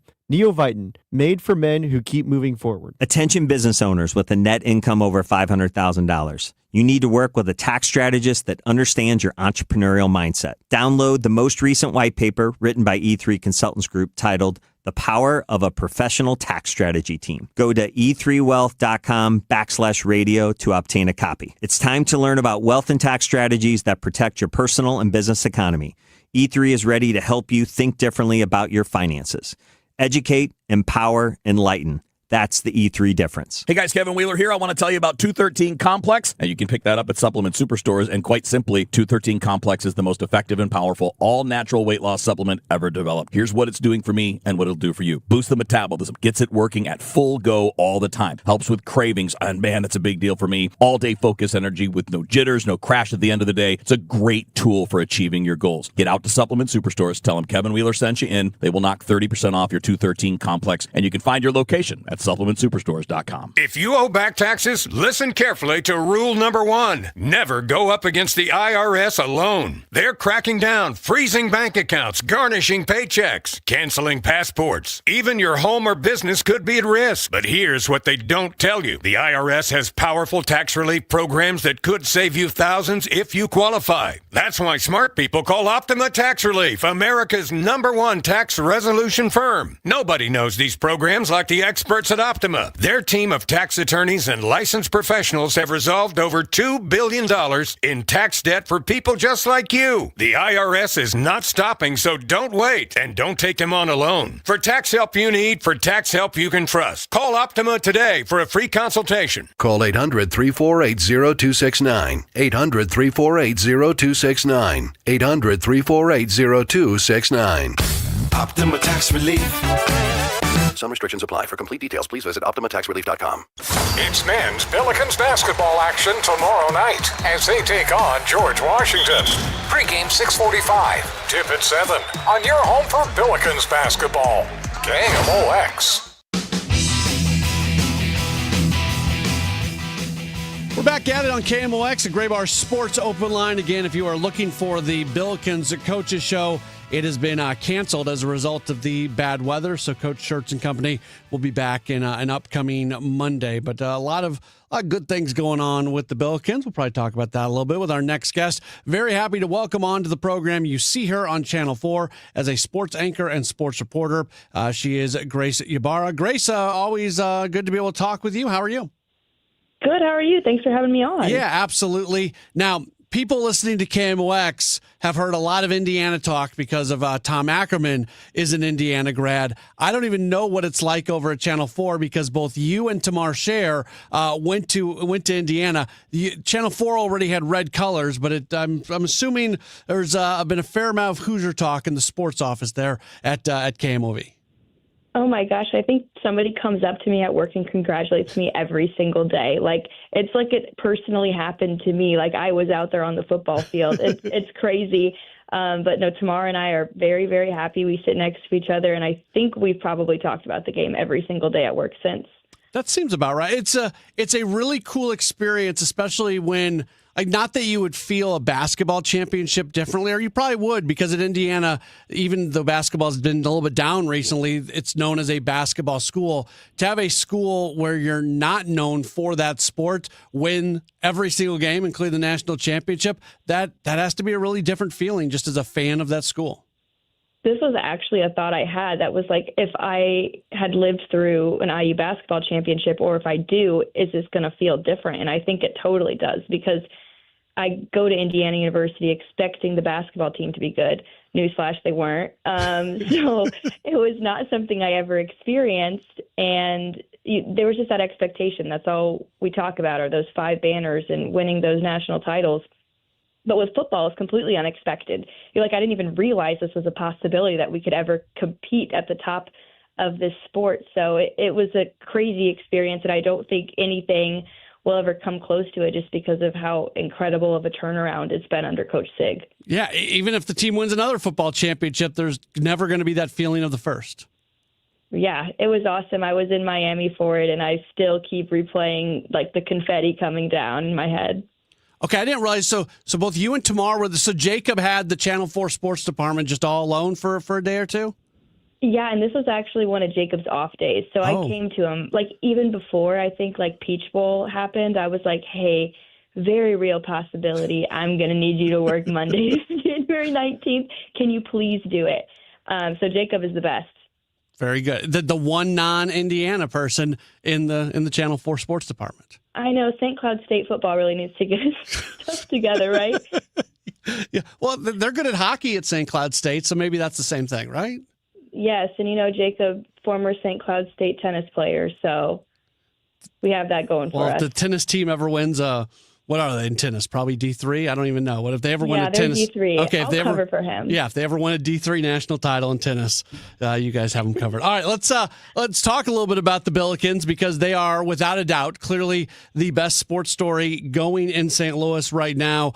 They move up in the rankings again this week after just that first half on Friday against St. Bonaventure is as good of a single half of basketball that program has played in a really, really long time. Number 21 in the AP poll, number 22 in the coaches poll. And Grace, there's been a ton of social media chatter from national college basketball people about how good this team is. It really feels like very quickly, and almost a snap of a finger, everybody's paying attention to the Billikens.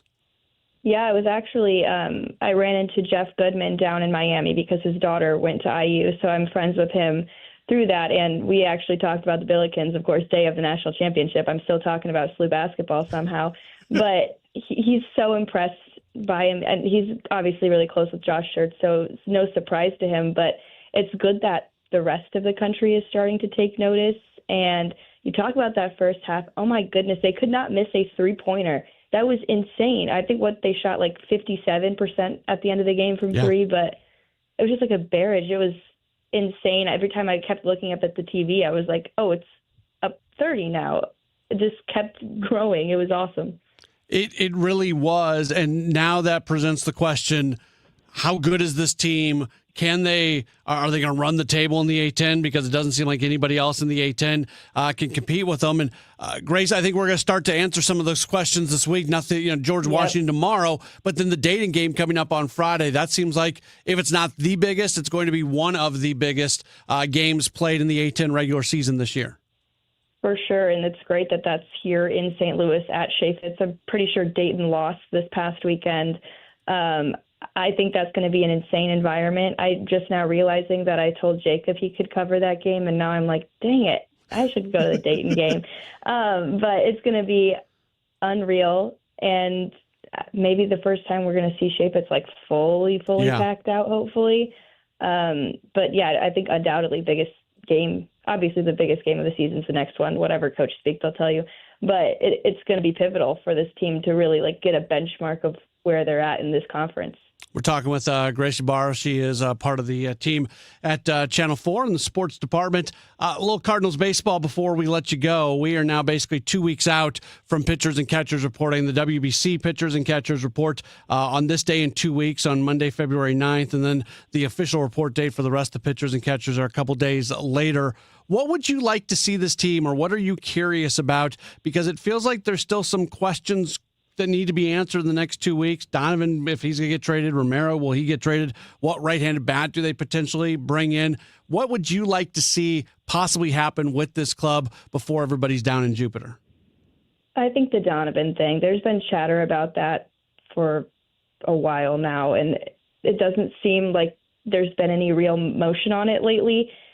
Teams keep popping up. Obviously, Donovan's a great second baseman. Teams want him, but I don't know. It feels like we're still kind of in limbo, so I'd like to get that situation sorted out before everybody gets to Jupiter, so you have a better idea of what that infield looks like now, because it's going to look pretty different this year. Yeah, I don't know about you, Grace. I feel like people want to just sort of know what it's going to look like, and the Donovan thing, it impacts so many people. It impacts whether Weatherholt plays second and third. Right. It impacts whether or not Gorman can just kind of be the guy at third. It impacts whether or not Burleson can just be the guy at first, because if Gorman's not at third all the time, he's got to play some first. It impacts Ivan Herrera and what he might be doing, and does he have to catch more to keep the DH spot open for Gorman? It impacts if Jordan Walker isn't great in spring, do you put Burleson out in right field more often? So again, you can get, it's very much connected to Gorman. It feels like every scenario that I'm mentioning is Gorman's name is involved. But I mean, it goes to show you that so many things are up in the air simply because we don't really know if Donovan's going to be on the team or not. Yeah, it feels like it's that last puzzle piece that you just mentioned, every scenario that's going to happen as a result of it. But once we figure out if he is or isn't, I think then we're going to have a much better picture at what this team looks like. Yeah, I would agree with that 100%. Grace Ybarra, she does a great job, part of the team at Channel 4 KMOV. Make sure to watch everything they've got going on. Also, don't forget about Matrix Midwest, everything that they have. I was watching a Valley game on Matrix the other day, so it's a great local source of sports. You can follow her on Twitter at GNYBARRA. It's Grace Ybarra. Grace, thanks so much for taking some time with us today, and we look forward to having you on again in the future. Thanks so much for having me on. Awesome. Bye. Awesome. Very good. There's Grace Ybarra joining us on the show. All right, we are going to really jump into some of what Chaim Bloom had to say to Tom Ackerman during Sports on a Sunday morning. Always on Mondays like to go back through some of the big things that he gets to. So we'll play back some of his comments. I'll comment on those. We'll do that over the next couple segments because he said a lot this weekend. That's all coming up. Don't go anywhere. You are locked to a Gray Bar Sports Open Line on KMOX.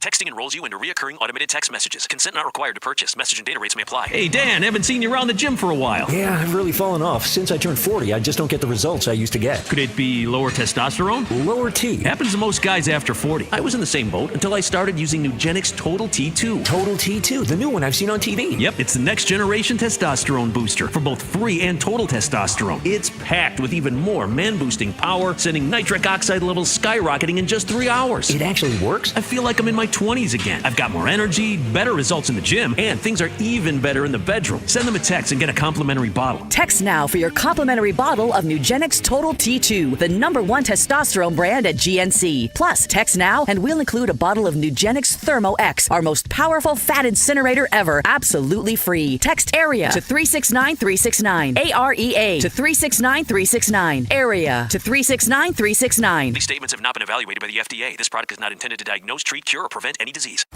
In St. Louis, the weather can change in an instant. One day, you're under a thunderstorm warning. The next, oh boy, it's snowing. Stay prepared for whatever Mother Nature throws your way. When weather threatens, the KMOX Storm Center has expert forecasts and live reports here to keep you safe and informed. Don't get caught off guard. Know your weather. Sponsored by Saliga Heating and Cooling. When you're learning something new, experience matters. At Lifestyles Unlimited, we've spent over 30 years teaching people how real estate investing works and how to build income with a clear, step-by-step strategy. Our program is designed to help you learn what to do, why it works, and how to take action at your own pace. Join today for just $297, a 60% savings off the regular price. Text radio to 88007. That's RADIO to 88007. Presented by Lifestyles Unlimited. At Gray Bar, we know your time is money. That's why our services go beyond parts and products. With kitting, pre-assembly, wire carts, and Gray Bar smart reels that keep you moving. We stage materials and manage logistics so you can spend less time sorting and more time installing. And with locations nationwide, we deliver when and where you need it, working to make your job easier every step of the way. Yep, Gray Bar does that. I'm fixing to tell you something that the insurance industry does not want you to ever hear. Bullies often delay and deny. I see them sitting on premiums paid and making money and dragging it out for as long as they can. Many times, we're forced to take them to court. I'm John Morgan of Morgan & Morgan. Their high-paid lobbyists are on a mission to make sure that at trial, jurors are not allowed to learn that the at-fault party has insurance, and in some cases, lots of it. I can think of no case in all my years where there was no insurance for the at-fault party. So let's fight back. It's all these bullies understand.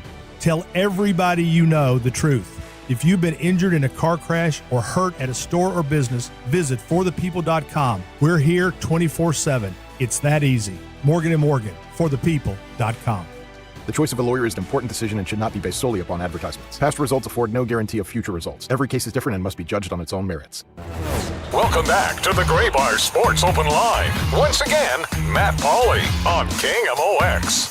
We are back at it as we start to wrap up hour number 1 of the show. Hour number 2, we're going to keep doing what we're about to do. I'll tell you about that in a second. And then Daniel Guerrero is going to join us. And we're also going to hear a little bit from Blues coach Jim Montgomery. He met with the media after practice earlier today. But what I always like to do on Mondays, if we have the time to do it, and we do have the time to do it today, I like going back through what Chaim Bloom, the Cardinals president of baseball operations, says to Tom Ackerman on Sunday mornings. And as opposed to just replaying the interview, which we could certainly do, and it would be good, I want to do it a little bit different for those of you who have heard the interview, and those of you who maybe listen every Sunday morning, just so it's not hearing everything again. So what I like to do is take the cuts from what Bloom says to Tom, and then we're able to kind of talk through those things as a starting point for a conversation. And if you want to chime in on any of these various things that Chaim spoke about on Sunday morning as we go through them, feel free to drop us a text at 314-436-7900. That's 314-436-7900. We'll be monitoring the text line as we do go through some of these things that were said today. So let's start with, this was the first time that Chaim had spoken with Tom since the winter warm-up last weekend. They spoke during the winter warm-up, but since the warm-up ended, it was the first time that they had spoken. And one of the good things about winter warm-up, just from a baseball operations standpoint, is so many new players coming in the organization. Chaim maybe has spoken to them over the phone, but this is an opportunity to actually go meet some of these new players, something that Bloom very much enjoys being able to do. That is actually one of the things I was looking forward to, despite obviously so much having happened, so many conversations and, a lot of interaction with our players, there were a couple guys that I got to meet for the first time at winter warm-up and actually shake their hand and look them in the eye, and the guys that I know, just to be able to reconnect with them and have some conversation. It's a busier weekend than it might look from the outside, so you're running around a little bit, but it was nice to be able to catch a couple calm moments with some of our guys, returning guys, new guys, and just get to know them a little better. Yeah, I think, and again, we're all kind of getting to know Heim together right now, but one of the things that has jumped out at me is the emphasis that has been placed upon relationships. And this is not to say that John Mozeliak wasn't that way. In fact, one time I always thought this was incredibly interesting because I don't really think of the president of baseball operation player dynamic being a dynamic of friendship. Like that's just, it's boss employee, it's coworkers, it's people who are doing things that intersect, but I never think of it in terms of friendship. And I'll never forget speaking with Mo at one point, and one of the many times that I interviewed him, and we were talking about his least favorite part of the job, and he said his least favorite part of the job was trading players away because he had to tell his friends that they had been traded. So he viewed players as friends, and I'm sure some players more than others, as just we're human beings and we don't get along with everybody. But I always found that to be interesting with Mo, that he viewed the players as his friends, and that's one of the reasons that he didn't want to trade them, because that was uncomfortable. So something that I've noticed with Heim, the relationship side of it is very important. The relationship with players, the communication, the relationship he has with the people he works with. We keep using the word collaboration. That's going to be something that we talk about over and over and over again, because he tries to collaborate on so many of these decisions. So it is interesting to hear him talk about the fact that for a lot of guys coming in the organization, again, there's been a conversation on the phone, but that was the first chance to actually talk eye to eye. Now, there were a lot of young players that were at winter warm-up that people are excited about, and a couple of those players who made big strides this past year were Joshua Baez and Leonardo Bernal. Both those players will be in the big leagues before you know it. Probably Baez before Bernal, but they're both at the upper levels of the minor leagues. And a couple individuals that Bloom himself and the organization continues to be very excited about. We certainly hope so. They both had great years, and that's part of why, obviously, that they were there. With Joshua having earned his way into the 40-man roster, obviously Leo as well, and Leo also getting recognized for having won a Gold Glove in the minor leagues. And when you talk about something like that, obviously Josh's year, we could talk about each of them, but Josh's year, you don't really see that too often. Guys not only put up the year he had in terms of the power and the speed, but also coming from where he came, where the year prior, really not a very good offensive year, a lot of swing and miss, a lot of issues on the offensive side of the game, and credit to him and to the staff that was working with him that he turned it around and had himself a great year. And then Leo took full advantage of a lot of the resources we were able to provide our catchers this year, and of course he put in the work. And you heard it at the writers' dinner from Patrick Anderson, our AA manager, who had him the year prior in Peoria and got to see that growth and that maturation firsthand. And he's really come a long way. Obviously a lot more left in each of their journeys, we hope, but really, really cool to see them earn their way to that event and to getting some pats on the back at it. Yeah, I think it's somebody that both those guys are individuals that Cardinals fans can be very excited about. That seems to be one of the key things here, is just the level of excitement. And we see the prospect list come out over the last week with Baseball America, MLB Pipeline. Keith Law did his today over at The Athletic. And when you look at prospect lists, prospect rankings, the catching depth that exists in the organization, how many catchers are on that list, it continues to be pretty impressive. The reality is you try not to put too much emphasis on it, because ultimately, they, as much as we respect the folks that do the hard work over there at those outlets, they don't determine what happens with these players. The players determine it. Obviously, we have some hand in that as an organization. And, sometimes those rankings go, quote unquote, in your favor. Sometimes they don't. However, I do think it's an indicator of what some of those guys have accomplished. And it's really good when we aren't the only ones noticing what they're doing. And, when you think about how Baseball America puts together their list, it's a highly respected publication. They do spend a lot of time. They see players themselves. They talk to a lot of people. So it's really nice to see those guys getting some recognition, and well-deserved, as you point out. The catchers, we feel good about the catching depth we have on our big league roster, and you're talking about two guys on that list who aren't even there to impact it yet. So it's nice to have that kind of depth in the organization at a very difficult position to find it. That is Chaim Bloom, some of what he had to say to Tom Ackerman on Sunday morning during his weekly conversation during Sports on a Sunday morning. We'll continue to comment on some of those things that he said, including Yadier Molina back in the fold. Where are they at with Brendan Donovan? That all comes up after the 7 o'clock news here on KMOX.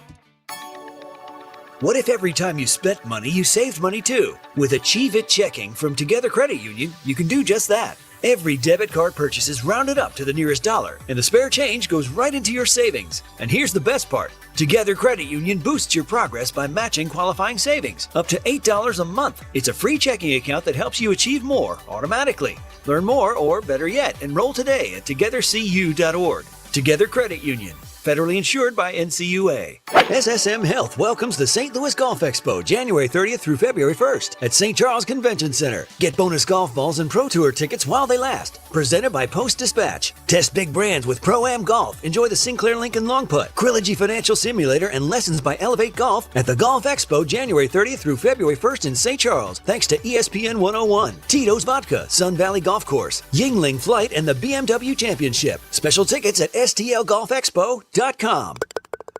If you suffer from burning, tingling, or numb feet, pay special attention as we discuss neuropathy with Dr. Patton, D.C. Doctor, what is neuropathy? Peripheral neuropathy is nerve damage to the feet and legs. What are the symptoms? The symptoms are numbness, burning, tingling, pain, and loss of balance. Is neuropathy treatable? It's absolutely treatable, and we have amazing results. If you have burning, tingling, numbness, coldness in your feet or hands or balance issues, call us at Comprehensive Integrated Health today for a nerve damage screening. The screening will tell if you're at risk for serious complications and if you're a candidate for our cutting-edge treatment program. Don't wait until your symptoms are so severe nothing can be done. End-stage neuropathy leaves people confined to walkers, wheelchairs, and even amputations. The first 10 callers will receive a free nerve damage screening. Call 636-538-5188. That's 636-538-5188 for your free nerve damage screening. 636-538-5188. Hey, this is Charlie Brennan. Have you noticed loose bricks or missing mortar around your house, on the walls, the patios, the walkways, the porch, or the chimneys?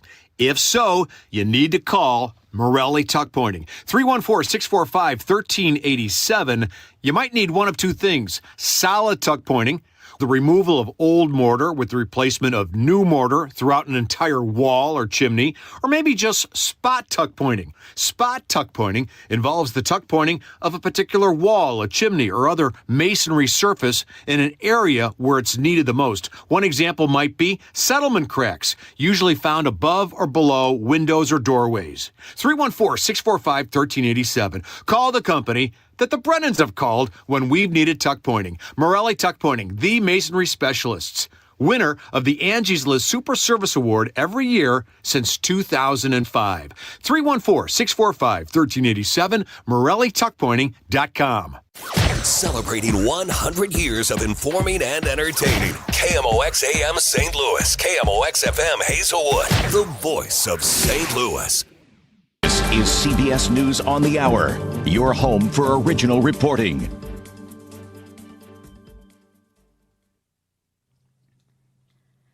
I'm Jennifer Kuiper. President Trump and Governor Tim Walz spoke today regarding the immigration crackdown in Minnesota.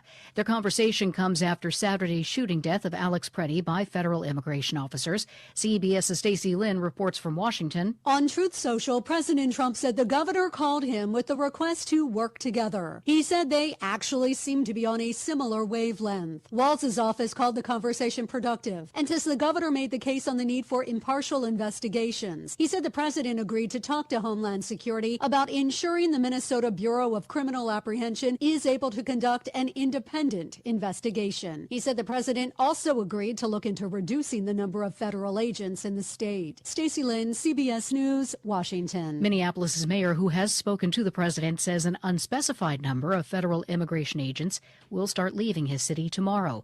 Protests have persisted despite freezing temperatures. CBS's Ian Lee is in Minneapolis. If you go out to the memorial where Alex Preddy was killed, people are meandering about. They're going through. People are leaving something at the memorial there. Pretty somber event, but we aren't seeing that rage or those protests that we have seen in previous days. CBS News has confirmed at least 19 storm-related deaths in several states, from Texas to New York, and dangerous conditions persist with many power outages reported today across Texas and up to Kentucky.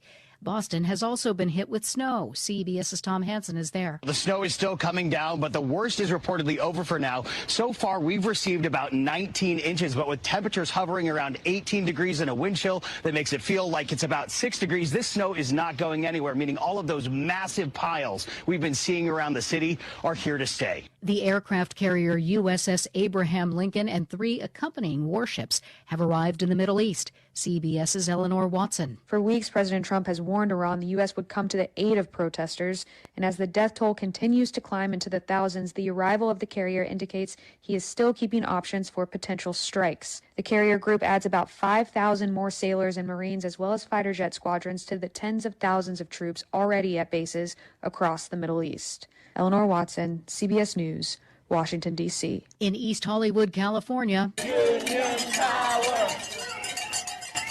those Kaiser Permanente nurses join thousands of others across California and Hawaii in walking the picket line. They cite unfair labor practices and staffing shortages. Kaiser Permanente has released. Follow and listen to CBS Mornings on the go on the free Odyssey app or wherever you get your podcasts.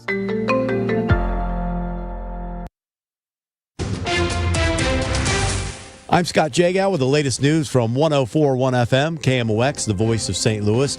Our top story this hour, the steel business in the St. Louis region remains in flux. Monday, a major employer said it's shutting down. Alton Steel will close this week after nearly 25 years of production. The move affects more than 250 employees, plus contractors and vendors. The CEO, Chris Irvin, called it an incredibly painful decision born out of insurmountable financial challenges. He said the company will work to find new opportunities for people losing their jobs. As you navigate your way through this dangerous cold spell, how do you know if something goes wrong with your furnace? Jake Duguid, Ameren, Illinois spokesman and a volunteer assistant deputy fire chief for the Sherman, Illinois Fire District, tells KMOX that you might not always know when something is wrong, especially if it involves carbon monoxide, which is odorless. As far as warning signs of the appliance of your furnace not working correctly because we've got that blockage, sometimes it may stall out, it'll flame out, or the sensor will pick up that it doesn't have adequate ventilation. It doesn't have the proper pressure of gas coming in, but not always. We can't rely on that because you're right. Carbon monoxide is odorless, colorless, so we can't see it or smell it. Duquette says you should have carbon monoxide detectors on each floor of your home. And something to keep in mind, they are only good for about 3 to 5 years. If you have one, check the back. It will have a date on it. Maria Aquina, KMOX News. Quick reacting people rescuing animals from peril during the recent winter weather. In Cuba, Missouri, first responders waded into a frozen pond to bring 2 horses to safety. They'd wandered onto the snow-covered ice and fell through. Vets checked them out afterwards and said the horses were in good shape, recovering in a dry barn. Meanwhile, St. Louis firefighters posted a video of a North City dog rescue in frigid temperatures. We got you, Bubba. Come on, Bubba. Get him. I can't. Yeah, go ahead. The incident happened at O'Fallon Park. The dog had wandered onto an icy pond and slipped through. The department's Marine Task Force quickly responded, and they say the dog is also doing well. Clear skies tonight, 6 for the low, a slow rise in temperature after midnight. Tuesday, sunny skies, 31. We're ahead of the next Arctic cold front. Comes through Tuesday afternoon. Tuesday night, partly cloudy and 0. Wednesday, partly sunny, 25. Bitter cold stays with us Thursday, Friday, and into the upcoming weekend. From the Saliga Heating and Cooling Weather Center, I'm meteorologist Dave Murray on 104.1 FM, KMOX. And I'm Scott Jagow, KMOX News. Welcome back to the Gray Bar Sports Open Line. Once again, Matt Pauley on KMOX. We are back at it as we get into hour number 2 of the program. We've got a lot coming up this hour. We are going to talk with Daniel Guerrero. He covers the Cardinals for the Post-Dispatch and STL Today. He's going to join us in about 15 minutes or so, and then later on in the hour, we're going to hear some of what Jim Montgomery had to say as he spoke after Blues practice earlier today. But right now, we are going to continue to go through what what Chaim Bloom said to Tom Ackerman on Sunday morning during his weekly Sports on a Sunday Morning conversation. Again, if you want to chime in on this, feel free to text into the program at 314-436-7900. That's 314-436-7900. So let's continue on listening in. Probably the biggest news of the last week for the Cardinals was the fact that Yadier Molina is officially rejoining the organization. He is going to be a special assistant to President of Baseball Operations, Chaim Bloom. We saw him spend a little bit of time with the club. Oliver Marmol had invited him to be with the team, be uniform personnel in the dugout last year. I know that Ollie would have liked to have Molina there more often than Molina was available. Those two guys have a very good relationship, and Ollie likes having Molina around, but that relationship does not go back as far with a Chaim Bloom, somebody who has to make that decision to bring him in. So what's the thought process for Bloom as they go down this path with Molina once again being an official part of the organization? Just having had a chance to get a little taste of what it would be like to come back last year. From what I saw, I think it really kindled the fire in Yadi. Not that ever went out. I mean, this guy, as everybody knows, certainly knows better than I do. He's a baseball guy through and through, one of the best baseball minds of his generation as a player. And look, he's always been a Cardinal, or at least since he entered professional baseball. And from our standpoint, as I said before, he's always going to be part of the family regardless. This is just a path that we were able to work on together to be able to get him integrated a little more formally. When you have a resource like that, wearing your uniform and part of the family, you do want to find ways to have him impact the organization more formally. And we know with his passion for the game, that's something that excites him. So we were able to put our heads together and figure out some avenues for him to do that we think are going to be great for him as he moves into this next phase of his career, and also have a chance to really positively impact our organization. Yeah, I think all of that is right on, and I think he will have a positive impact on the organization. Now, there's some people out there who are trying to say that he's going to be the difference between the Cardinals being a winning club and a losing club, and that he's going to be a crutch that Ollie relies. I don't think any of those things are true, but I think when you have somebody who innately sees the game the way he sees it, it's really good to bring that person in and let them have a voice and let them have a seat at the table. I also think it's good for him. He made it pretty clear that he wants to be a major league manager, and he did not get any opportunities to even interview for any major league managerial positions. And there's going to be people who push back on what I'm about to say, and that's okay. I think I'm right. I know I'm right, but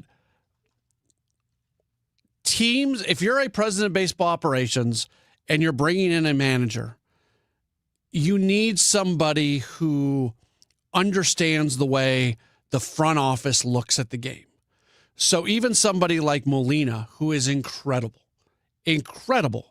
at the way he views the game, he needs to also understand the way front offices view the game. And I'm not saying he doesn't, but I am saying there's probably some of the stuff from an analytics standpoint and from that world and from that sector that he's probably not as, and honestly, probably what he sees is what a lot of this data would tell you. Because I think the day he retired, the Cardinals really lost something on the big league roster. And what we kind of learned was Molina saw the game in a really, really unique way. And they're still trying to pick up the pieces on that. And I think they are with this new regime. It just took a little while. But I think for Molina's future prospects as a major league manager, it's going to go a long way for him personally to be around this team and to get an idea of what's going on in the front office, what's going on in baseball analytics, what's going on in all of that. That's just going to be another piece to the puzzle for Yadi that's going to help him when it comes to getting those future jobs. Just got a message in that said, I think Yadi would be a great pitching coach. Look how well he was with our staff when he was a player. You know, a lot of these pitching coaches now are almost coming in at it from like a biometric standpoint. So that's another area. I'm not saying you're wrong. I'm just saying you'll hear pitchers talk about pitch shape. That's the big thing, pitch shape. What is the shape of a pitch? and you can sit there and look at the shape of a pitch. You can look at the spin rate. You can look at all these things, and that's going to tell you how successful a single pitch is. I think for Molina, he's never worried about pitch shape when he played. He was never worried about spin rate when he played. And if those are the tools that you are giving pitchers today to utilize, well, then the person coaching that and using that needs to be well-versed in all of that. So it kind of goes, I'm not pushing back saying you're wrong. I'm just saying in today's baseball, pitchers are expecting to have a certain amount of technology and data available to them. And I would just think that for whatever Molina does next in baseball after this, it's going to be good that he has these experiences for sure. All right, probably the biggest question right now is Brendan Donovan. Will he be a Cardinal? What does this look like as Bloom continues to talk with other teams? He had a pretty extensive answer on where this Donovan situation sits right now. And those mentions are obviously understandable, both given just where we are and some of the things we've been doing, and also obviously the player, the person. Everybody's heard me say all the wonderful things that I had to say about him, and none of those obviously have changed on field, off field. He's everything you would want to have in your uniform, and that's why we're placing a really high value on him, and also doing our jobs and listening. When it comes to the market, it's been interesting the way the offseason has gone, where you kind of have seen this more recent flurry and a little bit of a late flurry, where it's usually not around winter warm-ups that some of the biggest offseason signings, and then the week to follow, some big trades happen. Every offseason has a little bit of a different pace. This one has had some periods of high activity and then some periods where it feels like you're sitting around waiting. Look, if as much as we want to keep our ears open, we also want to make sure we're doing right by the organization. In this case, if we were to contemplate something with Donnie, obviously we'd put a pretty high price tag on it, given all those things that I said about the player he is and how much he means to us. Certainly not something where we're necessarily looking to do it. Again, just us being responsible and doing our jobs, especially given where we are and all those goals that we have over the long haul. All that said, as we get closer to spring training, you don't want to let this drag on one way or the other. We don't want uncertainty or a lack of clarity hanging over our camp. We've, I think, done a nice job this offseason, obviously bringing a lot of clarity to our situation and removing some of those barriers that keep focus away from what matters most and focus away from baseball and from winning when we get to spring training. So certainly we'd like to do that. I'm not really someone who believes in coming out and making big pronouncements as far as deadlines or anything like that, because I think we're mostly just fooling ourselves, because you never know what's going to happen day to day. But certainly, to the extent that this is bringing a little bit of a lack of clarity, it's not something we want. Again, not something that we are proactively out there looking to do, just us being responsive to interest in our players as we would with anybody. He said a lot right there. I think the most interesting thing was the last part of it, where it really feels like they want to have some clarity on Donovan's role and Donovan's future by the time spring training gets started. Now, like he said, you get 2 weeks into spring training and all of a sudden there's an injury with another team and they offer you just this unreal package for Donovan. You're not going to say, nope, spring training started 2 weeks ago. We can't make this deal now. So there's always that possibility, but it really feels like they want to have something to some sort of decision mostly made by the time spring training gets started. At one point this offseason, I would have told you 80, 85%, maybe 90% chance that Donovan gets traded. I'm kind of at a 50-50 spot now. And that's okay. Like, if the Cardinals trade, at this point I know this about Bloom. They have a certain level of compensation they expect to get for Donovan. And if they don't get it, they're fine keeping him. If they do get it, it makes the organization better. So I'm comfortable with that. Worst case scenario, Brendan Donovan's on your team. And I even think there's a scenario that plays out where Donovan's on the team actually exceeds expectations this year. Some things fall into place, and it feels like the rebuild process is actually going to take a shorter amount of time. And then you're in a situation where you can internally discuss whether it makes sense to extend Donovan. I think that could happen. I don't think it's a over 50% possibility, but I don't think it's a 1% possibility either. it's something that could happen. If this team does overachieve this year, and we see teams overachieve, that's not something that would be crazy. Whether overachieving is just meaning they're 500 or a little bit above 500, or even that they come out of the trade deadline still contending for a playoff spot, whatever, however you want to gauge surprising success. If there's a possibility of that, and then Donovan ends up spending the entire year, maybe they come out of that and they reevaluate things, and Donovan has more of a long-term role with the team. So I guess push come to shove, if I had to guess one way or another, if Donovan's going to get moved, I probably still say yes, but it's sort of one of those 51-49 type things, and not to be wishy-washy, but it's probably closer to 50-50 for me. But there's going to, as time goes by and as the Cardinals stand pat on what their expectations are for a return, well, then that's going to, at some point, maybe a team meets the asking price. And if the team meets the asking price, then you're ready to go ahead and make that move. All right, we are going to take a break, and when we return, we'll continue the Cardinals talk as we've got Daniel Guerrero from the Post-Dispatch. He's going to join us in just a moment. Don't go anywhere. You are locked to a Gray Bar Sports Open Line on KMOX.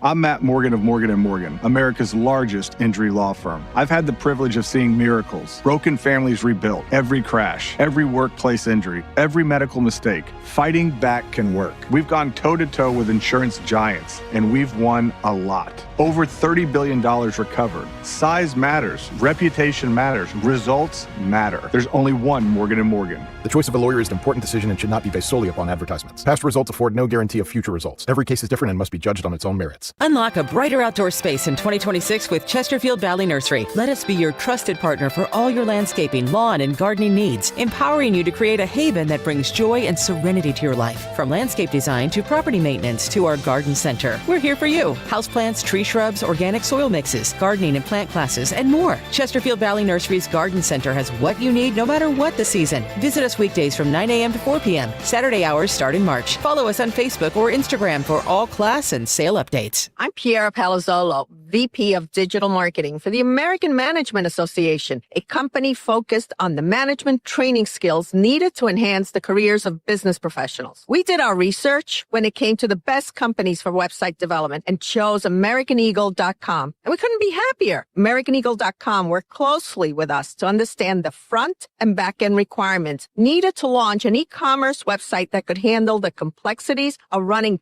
thousands of seminars nationwide. Our robust new website and improved SEO saw immediate increases in site traffic and web revenue. If you're in need of managerial effectiveness and success, visit our website at amanet.org. If you're in need of a website that provides an unparalleled consumer experience, I highly recommend AmericanEagle.com.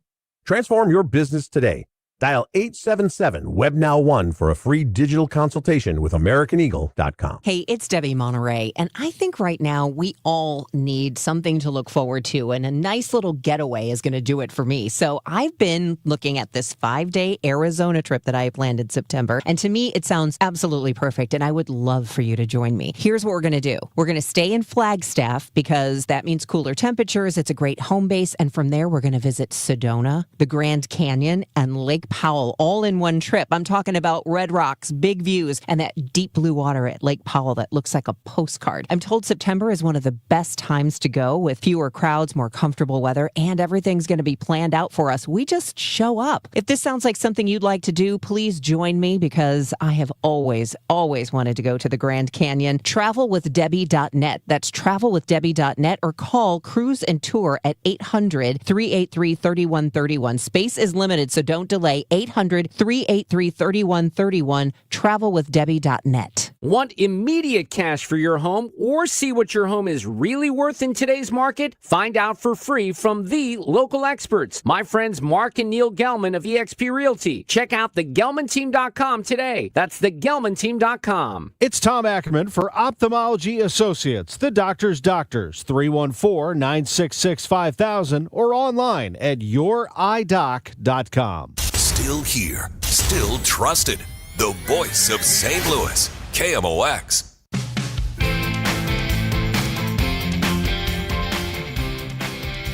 It's Grab Our Sports Open Line right here on KMOX. Welcome back in. We are taking you till 8 o'clock this evening, and the Gas House Gang replay from 8 o'clock to 9 o'clock tonight. We'll hear a little bit from Blues coach Jim Montgomery coming up in about 10-15 minutes, but right now we are very happy to welcome on to the program. He covers the Cardinals for the Post-Dispatch and STL Today. He is Daniel Guerrero. You follow him on Twitter at @TheDanGuerrero. Daniel, appreciate you taking time with us today. Welcome on. How are you? I'm doing good, Matt. Thank you guys for the invite. Yeah, absolutely. So some of the big news here over the last few days for the Cardinals is just how many players are on these top 100 lists that are coming out prospect-wise. We've seen Baseball America. We've seen MLB Pipeline. Keith Law had his come out at The Athletic earlier today. Cardinals have good number of players. Weatherholt is he was 7 today for Keith Law, but we've seen him at 3 and 5 with MLB Pipeline and Baseball America. You're somebody who's got a long time covering the minor leagues in addition to what you do covering the big league team. What's your general takeaway with where this organization is at right now in terms of future impact players in the minors? Yeah, I mean, when you look at these lists and you see a number of Cardinals on there, obviously that does show, that there's some really high-end talent. You mentioned J.J. Weatherholt checking in at number 3 on Baseball America's list. Right, Liam Doyle, the 5th overall pick in last year's draft, also makes those lists.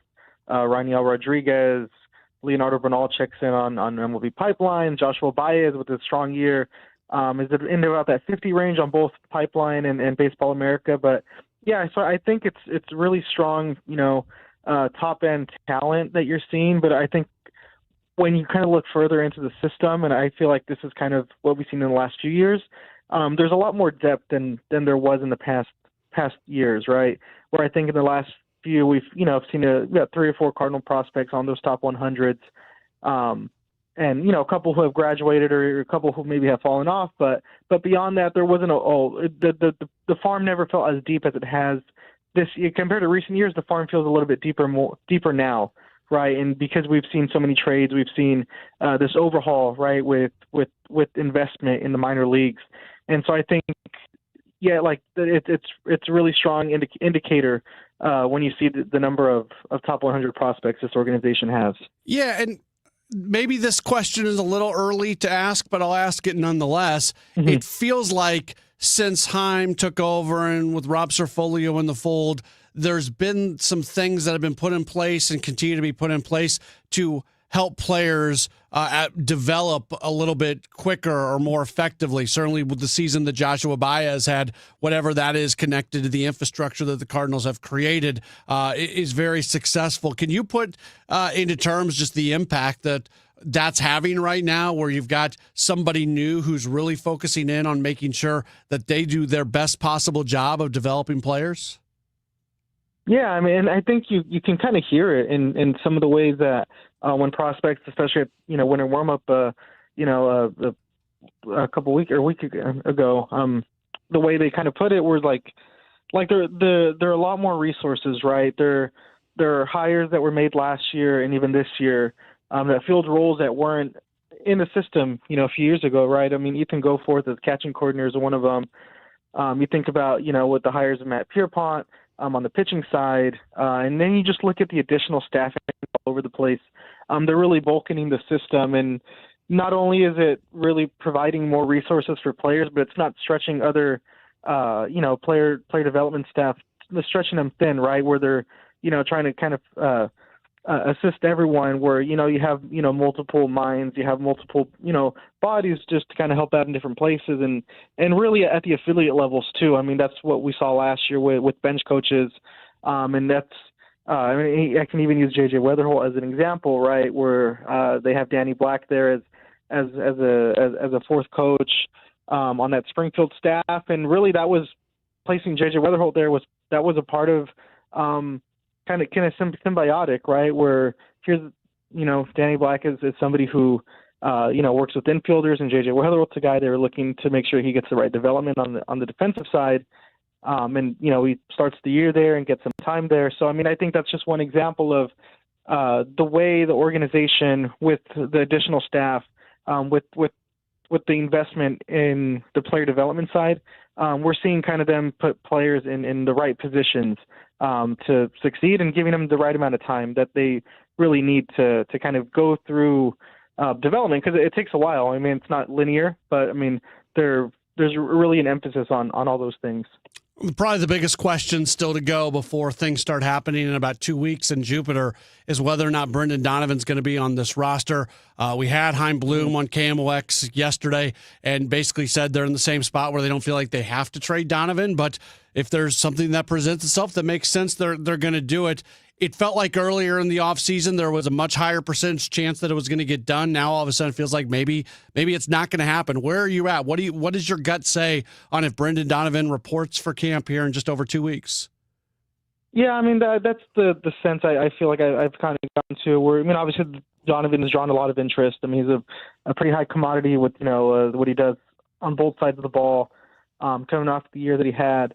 And, I mean, and it does kind of feel like a sense where if the package is there and the prospects are there and the deal, and the Cardinals, kind of get something that they're really interested in, then, it feels like that would be the move.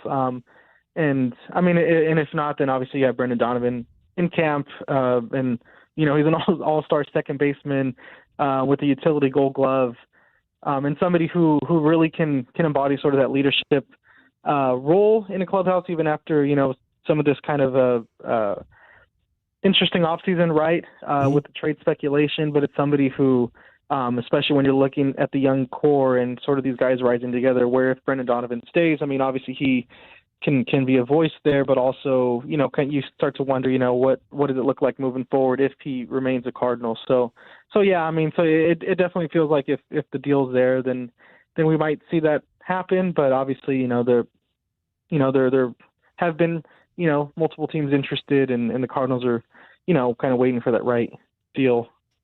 We are continuing to talk with Daniel Guerrero from the Post-Dispatch and STL Today. Chaim Bloom's been very clear that they still want to get in a right-handed bat, preferably someone who can play the outfield as well.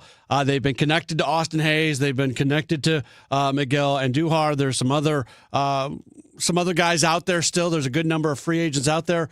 This has to happen fairly soon. Do you feel like this is pretty much a for sure thing that the Cardinals are going to find a way to acquire a guy like that who comes in and has a pretty big role on a team that doesn't have a whole lot of right-handed bats right now? Yeah, as you mentioned, I mean, we're not too far away from the start of spring training. It's sort of one of those things where, I mean, I think even I touched on this at the winter warm-up where, they signed Phil Maton, with a couple weeks left before spring training wrapped up. So I mean, there are value deals that get done later into the winter or early into spring. I don't know how we would, I guess put it, define that, but I think with some of the with what the Cardinals are looking to do on that position player side with the right-handed bat, I know the Cardinals are a team that's discussed signing Andujar, that they've been linked to Hayes, and yeah, I think it really just feels like one of those where I think if the deal is right, the Cardinals would make it. I mean, they've shed payroll or, dealt some big contract players and, kind of open lanes for the young guys. So I think a lot of that kind of has to play a factor too of what they're trying to accomplish, not just this year, but moving forward. So I think a lot of those things kind of combine to play a role into what can be done or what may be done.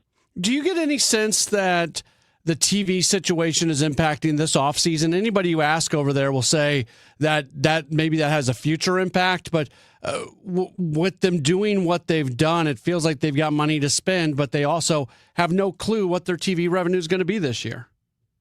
Yeah, I mean, it's an interesting question. I think a part of it is just kind of that, at least just kind of wondering, okay, what does the future look like? So, I mean, obviously, yeah, with the TV situation and kind of looking to the years ahead, I think, yes, that probably is in a part of the bigger picture. But, I mean, I still think that there's a little bit of just kind of, just uncertainty, right, of what that may mean for the future. And but I think with in the short term, I think there's a little bit more clarity, but I'm not too sure how much that would play a role in kind of what may be done before we arrive to Jupiter. Yeah, like I mentioned, that's 2 weeks. Today is the 2 weeks from today is the voluntary report date for the WBC pitchers and catchers. 2 weeks from Wednesday is the pitchers and catchers report date. We're all going to be down. Are you set? Are you ready to go with all this snow on the ground? Are you having a little bit of a fixin' for Jupiter, Florida? Yeah, I think I'm just ready to get outside and at least be able to walk around without freezing. But I mean, ready for some. I mean, we've got sunshine, yesterday afternoon, but I'm ready for the warm sunshine and all of that, and really ready for baseball season. So it'll be nice to kind of get going again, right? Yeah, absolutely. We're all looking forward to it. Daniel Guerrero, part of the team at the Post-Dispatch. He and Derek Gould tag team the beat reporting, and of course their columnists like Benjamin Hockman, Lynn Worthy do a great job covering the team as well. Post-Dispatch, awesome at covering the Cardinals, and we always enjoy talking with Daniel Guerrero. Thanks so much for the time. If we don't talk before then, we'll see you in just about 2 weeks down in Jupiter. Yeah, thank you guys for inviting. See you down there. Awesome, very good. That is Daniel Guerrero. Again, follow him on Twitter at @TheDanGuerrero. And 2 weeks from now, we are going to be down there. I said 2 weeks from today is when I fly down in KMOX. Well, full coverage. I take the first 4 weeks or so, and then Tom comes in and he handles the final couple weeks. And KMOX always has you covered. So I'll be honest with you, because I always am. I was a little bit distracted as I was talking with Daniel. Not so much that I didn't listen to his answers, but our window here looks straight out onto the street here in downtown St. Louis. And there's cars that are parked on the side of the street, and there was all this snow around it. And I was so impressed because there was a guy with a plow on his truck, on his just regular kind of pickup truck. So it wasn't like a big plow. It was one of the smaller ones. He's still out there. He was I watched him as he did this. He was able to navigate around these cars, and he was backing up. He's backing up right now. He's backing up. He was moving around. He was doing all kinds of things. And there were multiple times that I started bracing for impact because I thought he was going to hit these cars, and he didn't. He was with. It's the opposite, but the same of NASCAR drivers who can get within 1 centimeter of the car in front of them or the car beside them without hitting them. I've just been watching this this plow, and I've been pretty darn impressed with what they've been able to do navigating around cars to get all the snow removed. So good on you, Mr. Plow driver, Homer Simpson, Mr. Plow over there. For sure, for those of you who are Simpsons fans. All right, literally, I had the best of both worlds. I got to listen to Daniel talk about the Cardinals, which is great, and I got to watch the plow driver do his thing. It was a perfect world. All right, when we come back, we're going to hear a little bit from Blues coach Jim Montgomery. He spoke with the media earlier today after practice. That's coming up in just a moment. We are locked in. It's the Graybar Sports Open Line right here on KMOX.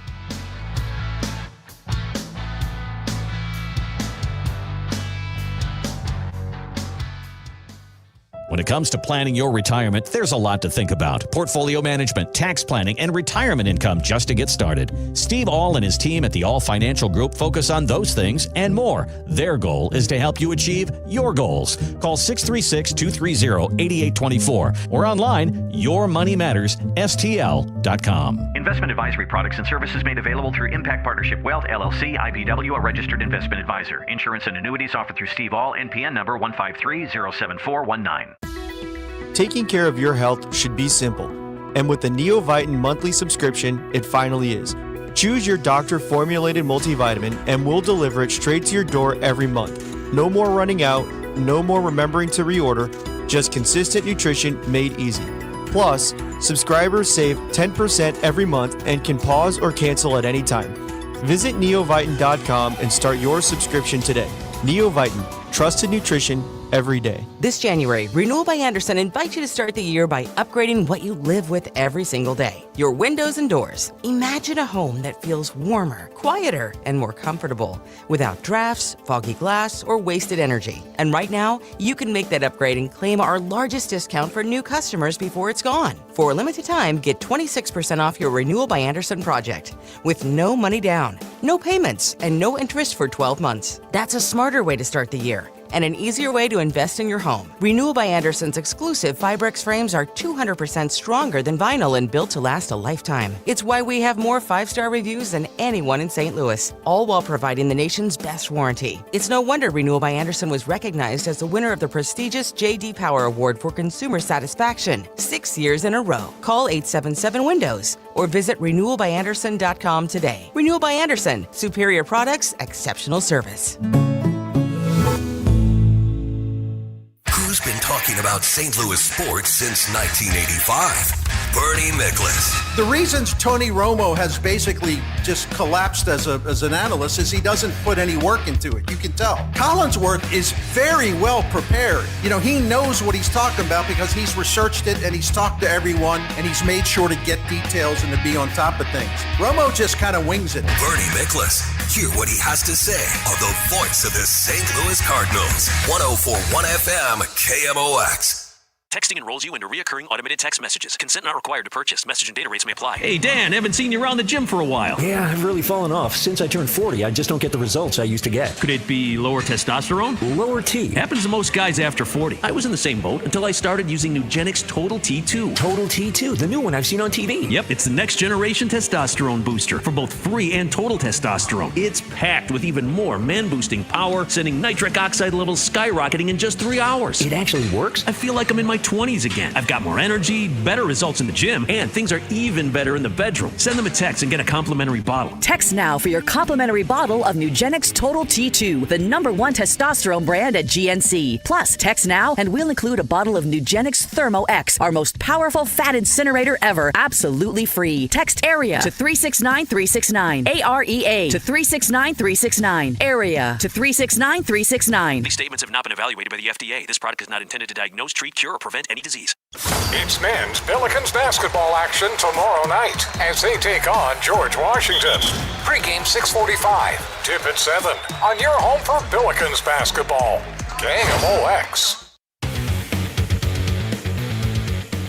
It's a Graybar Sports Open Line right here on KMOX as we continue to take you through 8 o'clock. At 8 o'clock, we will have our Gas House Gang replay, which features Chris Ranji and Tom Ackerman. That's going to be coming up here in just a little while. Right now, let's hear from Blues coach Jim Montgomery. He met with the media earlier today as the team practiced in front of their game tomorrow night. They're going to match up against Dallas. That's going to be the first of 3 straight games at home. They're trying to end a 4-game losing streak. They played Dallas in Dallas on Friday. They'll play them again. They had the game against the Kings on Saturday in between for Dallas. This is a home and home as they have not played a game since that matchup on Friday. Blues do not have a lot of games left until the Olympic break. 3 games at home through this Saturday. Then they'll play next Monday and Wednesday on the road. Next Wednesday is February 4th, and they will not have another game until February 26th as the league does shut down for the Olympics. Let's get to a few notes from Coach Montgomery from earlier today. First off,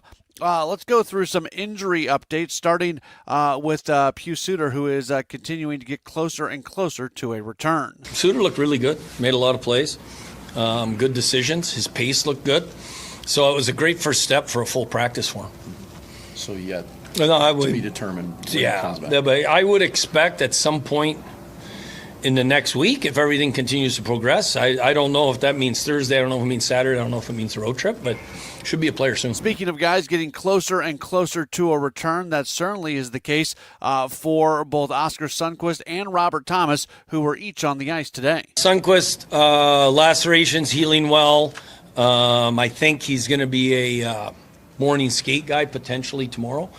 Thomas was doing some off-ice stuff, and if everything goes well, he'll take part in morning skate tomorrow. But again, when either of them are a player is not certain yet. And then one player who we still might not see for a while is Dylan Holloway. In fact, there's a possibility we will not see him until after the Olympic break. So we're talking 1 month from today. Their first game back from the break is going to be on Thursday, February 26th. That might be the next time we see Holloway. Potentially, that's an option. We're still just, it's day to day, and there's something with wisdom teeth too that he's looking at right now. Blues are clearly struggling right now. They have lost 4 in a row, and 7 of their last 9 lost in a shootout against the Kings on Saturday. That certainly was a game that you could have seen them winning. It did not happen, and Montgomery said coming out of that game, there were some things that they wanted to clean up defensively. We made a mistake on the fourth goal they scored, just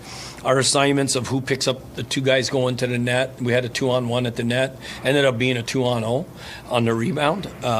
So that's one of the things. Second thing is reinforcing. After the first period, we took away time and space really well.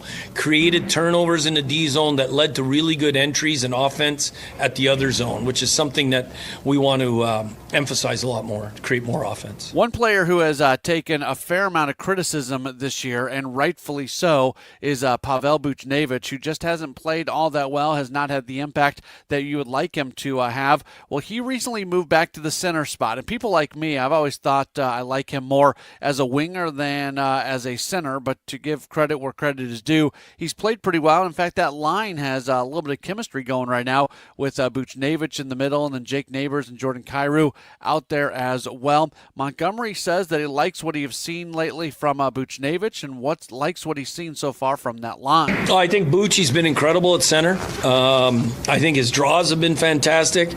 He's been able to use his vision a lot more to create time and space and good entries and good forechecks. And I think Ruzi's just been really skating. This is the longest stretch of Ruzi here. I think it's 7 or 8 games where I would say he's had one average game and the other ones are him skating, putting people on their heels, stripping people from behind.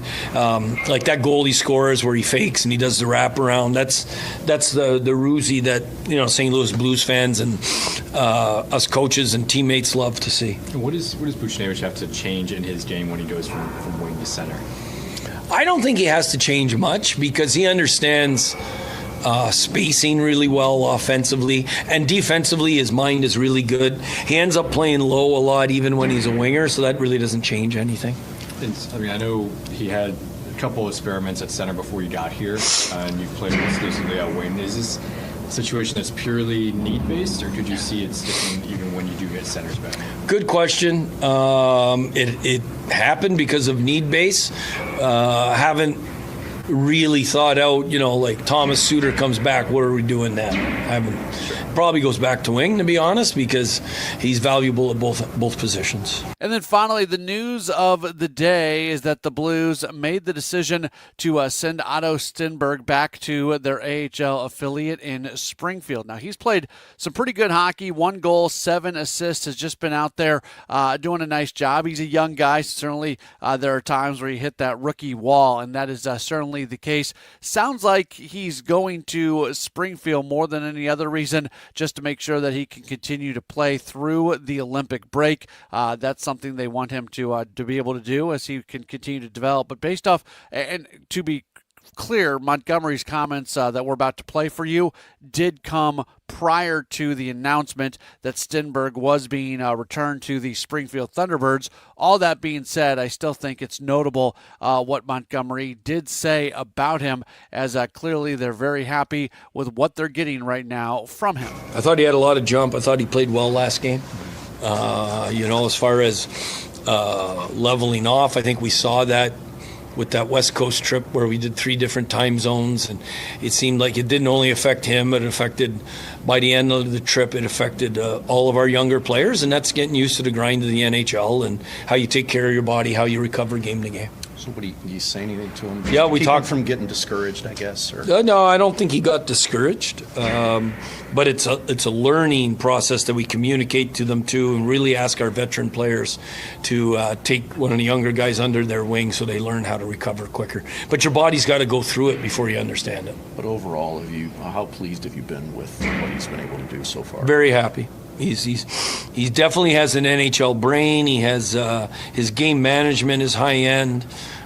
His play without the puck is really good, really solid.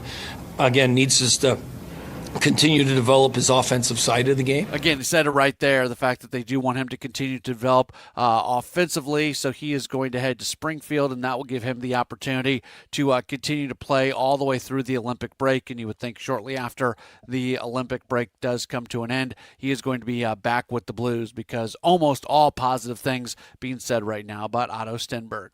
Blues are back at tomorrow. Again, they are going to have a home game, first of 3 straight at home, when they match up against Dallas this week. They'll play Dallas at home on Tuesday.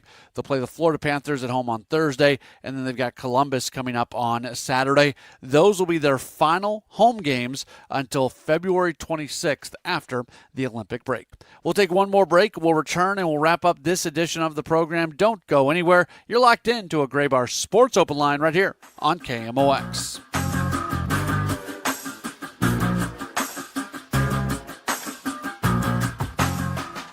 Save big on everything for your next project now at Menards. We have everything you need for updating your window treatments. Refresh your home today with blinds and shades from Window Images, including vinyl, aluminum, and faux wood blinds, cellular shades, and more. And you get them trimmed to width in-store for free. View our entire selection of window treatments on Menards.com. Plus, check out our weekly flyer and find all the great deals happening this week. Save big money at Menards.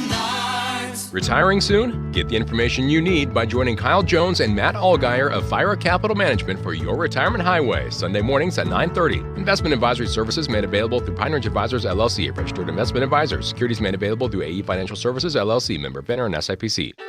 John Pertzborn here, and I've come to respect the good works of Hardy's Rise and Shine for Heat benefit, supporting heatupstlouis.org, where 100% of the proceeds help families and seniors with Missouri and Illinois utilities.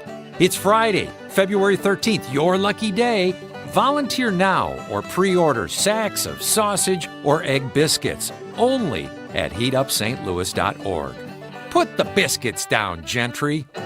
Texting privacy policy and terms and conditions posted at textingterms.us. Texting enrolls you for recurring automated text marketing messages. Message data rates may apply. Reply stop to opt out. This is an important message for all parents of teens. If your teen or preteen is or has been addicted to social media sites such as Instagram, Facebook, Snapchat, TikTok, or YouTube, and they have suffered from eating disorders, body image issues, anxiety, depression, or suicidal thoughts, you may be eligible to participate in a lawsuit for significant compensation. Disclosures by a Facebook whistleblower show Instagram and Facebook know their social media platforms were highly addictive and may have caused eating disorders, body image issues, depression, and suicidal ideation. It appears these social media companies knew they had been causing serious harm to kids, but have done little to stop it. If your teen has been harmed by social media like Instagram, Facebook, Snapchat, TikTok, or YouTube, then you could be eligible for significant compensation. If you'd like to discuss a lawsuit, text LEVEL to 323232, LEVEL to 323232, LEVEL to 323232. Paid non-attorney spokesperson, Media Advertising Specialists, LLC, is responsible for the content of this ad with principal offices in Chicago, Illinois. I dared Archwell Health to keep track of my vitals and my grandkids' names. I dared Archwell Health to simplify my prescriptions, so Max and I have more time to play. Good boy. And I dared Archwell Health to be closer than my neighborhood coffee shop. Our members dared us to do more as a primary care provider for adults age 60 and up. So we made it our mission. Visit archwellhealth.com and become a member today. Archwell Health.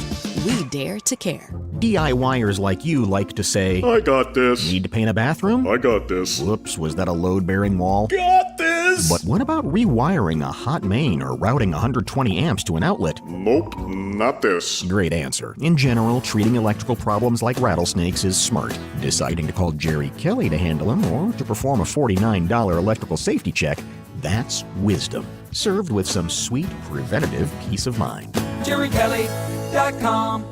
I'm Debbie Monterey, and I see more clearly thanks to the doctors at Ophthalmology Associates. Make your appointment today at 314-966-5000 or online at youridoc.com. It's men's Pelicans basketball action tomorrow night as they take on George Washington.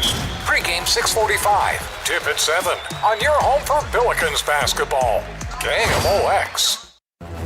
Welcome back to the Gray Bar Sports Open Line. Once again, Matt Pauley on KMOX.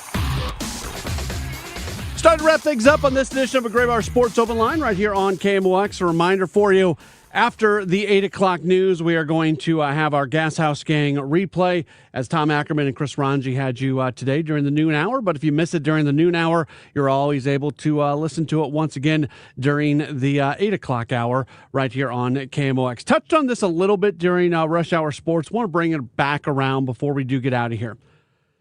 There had been a fair amount of folks that were hopeful that the Cardinals might find a way to reunite with Harrison Bader. Bader certainly checks some boxes. We know that the Cardinals do want to bring in a veteran right-handed bat that can play in the outfield, and Bader definitely is that. It's not going to happen. He signs with the San Francisco Giants. By the way, there's a lot of Cardinal connections and St. Louis connections with the Giants now. Tony Vitello of St. Louis and is managing them. The Chaffetz, the Chaffetz group and the Chaffetz family has some ownership in there. There's just some other things that have gone on. So if I was talking about this with Chris and Amy earlier today, if you're looking for like a secondary team in the National League, maybe it's the San Francisco Giants. There's some St. Louis and some Cardinals connections to that. Anyways, sidebar, back to what we really want to talk about here. So good on Harrison Bader, by the way. Gets 2-year deal. We're just over $20 million, so he'll make a little bit better than $10 million per year, and that is that's good for him. He's really going to help out that Giants team. Giants outfitters last year had a negative 18 outs above average, which was tied for the worst with the Orioles for the at the worst mark in the big leagues, and Bader is somebody who's won a Gold Glove. So he is going to very much help the outfield defense, in addition to you're not going to be overly upset with anything he's doing with the bat. It does present, though, where do the Cardinals go? So, and I didn't buy in on the Bader thing because he hadn't been connected to the team from any type of reporting. There'd been fans, even some media, local media, who were kind of wanting it. But in terms of it really the two sides actually being connected to each other, that didn't seem to be a thing. And now he gets to go to a team. The Giants are planning on contending this year. He gets a multi-year deal. Cardinals probably weren't going to give him a multi-year deal. And Cardinals probably have less of a chance of contending as compared to the Giants. So we're happy for Harrison Bader. He gets another opportunity. We'll see him a little bit with him being in the National League, and he goes on from there. But that does present us the question, where does this team go in terms of that right-handed bat veteran who can play in the outfield? When you look specifically at right-handers, when you look at the Fangraphs rankings, the top-ranked right-handed bat who can play outfield that's still available is Austin Hayes. Cardinals have been connected to him. Also, down on that list a little bit, Miguel Andujar. He is somebody who can play corner outfield. You can also put him at third base if you need to as well. Those are the two names that seemingly the Cardinals have been most connected to.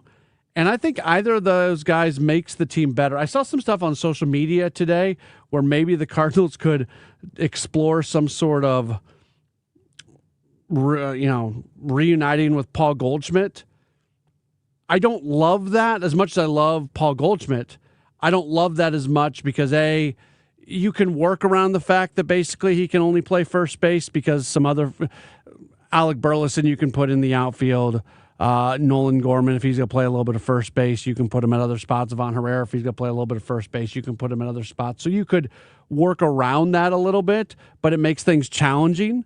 They clearly want somebody who can play in the outfield. And like Goldschmidt was still really, really good against left-handed pitching. So his splits were great. If he goes somewhere in a platoon situation, he should continue to have success. And he has made it clear that he wants to continue to play. It's just, it would be a little bit more challenging with the Cardinals if that happened, where if you go with one of these other guys, which seems to be the more logical assumption here, an Austin Hayes or a Miguel Andujar, both those guys make your team better. Both those guys bring in a veteran presence, And those are the type of players that I would expect the Cardinals to sign at some point in the next 2 weeks, as we're basically 2 weeks out from spring training getting underway. It is upon us. It is right here.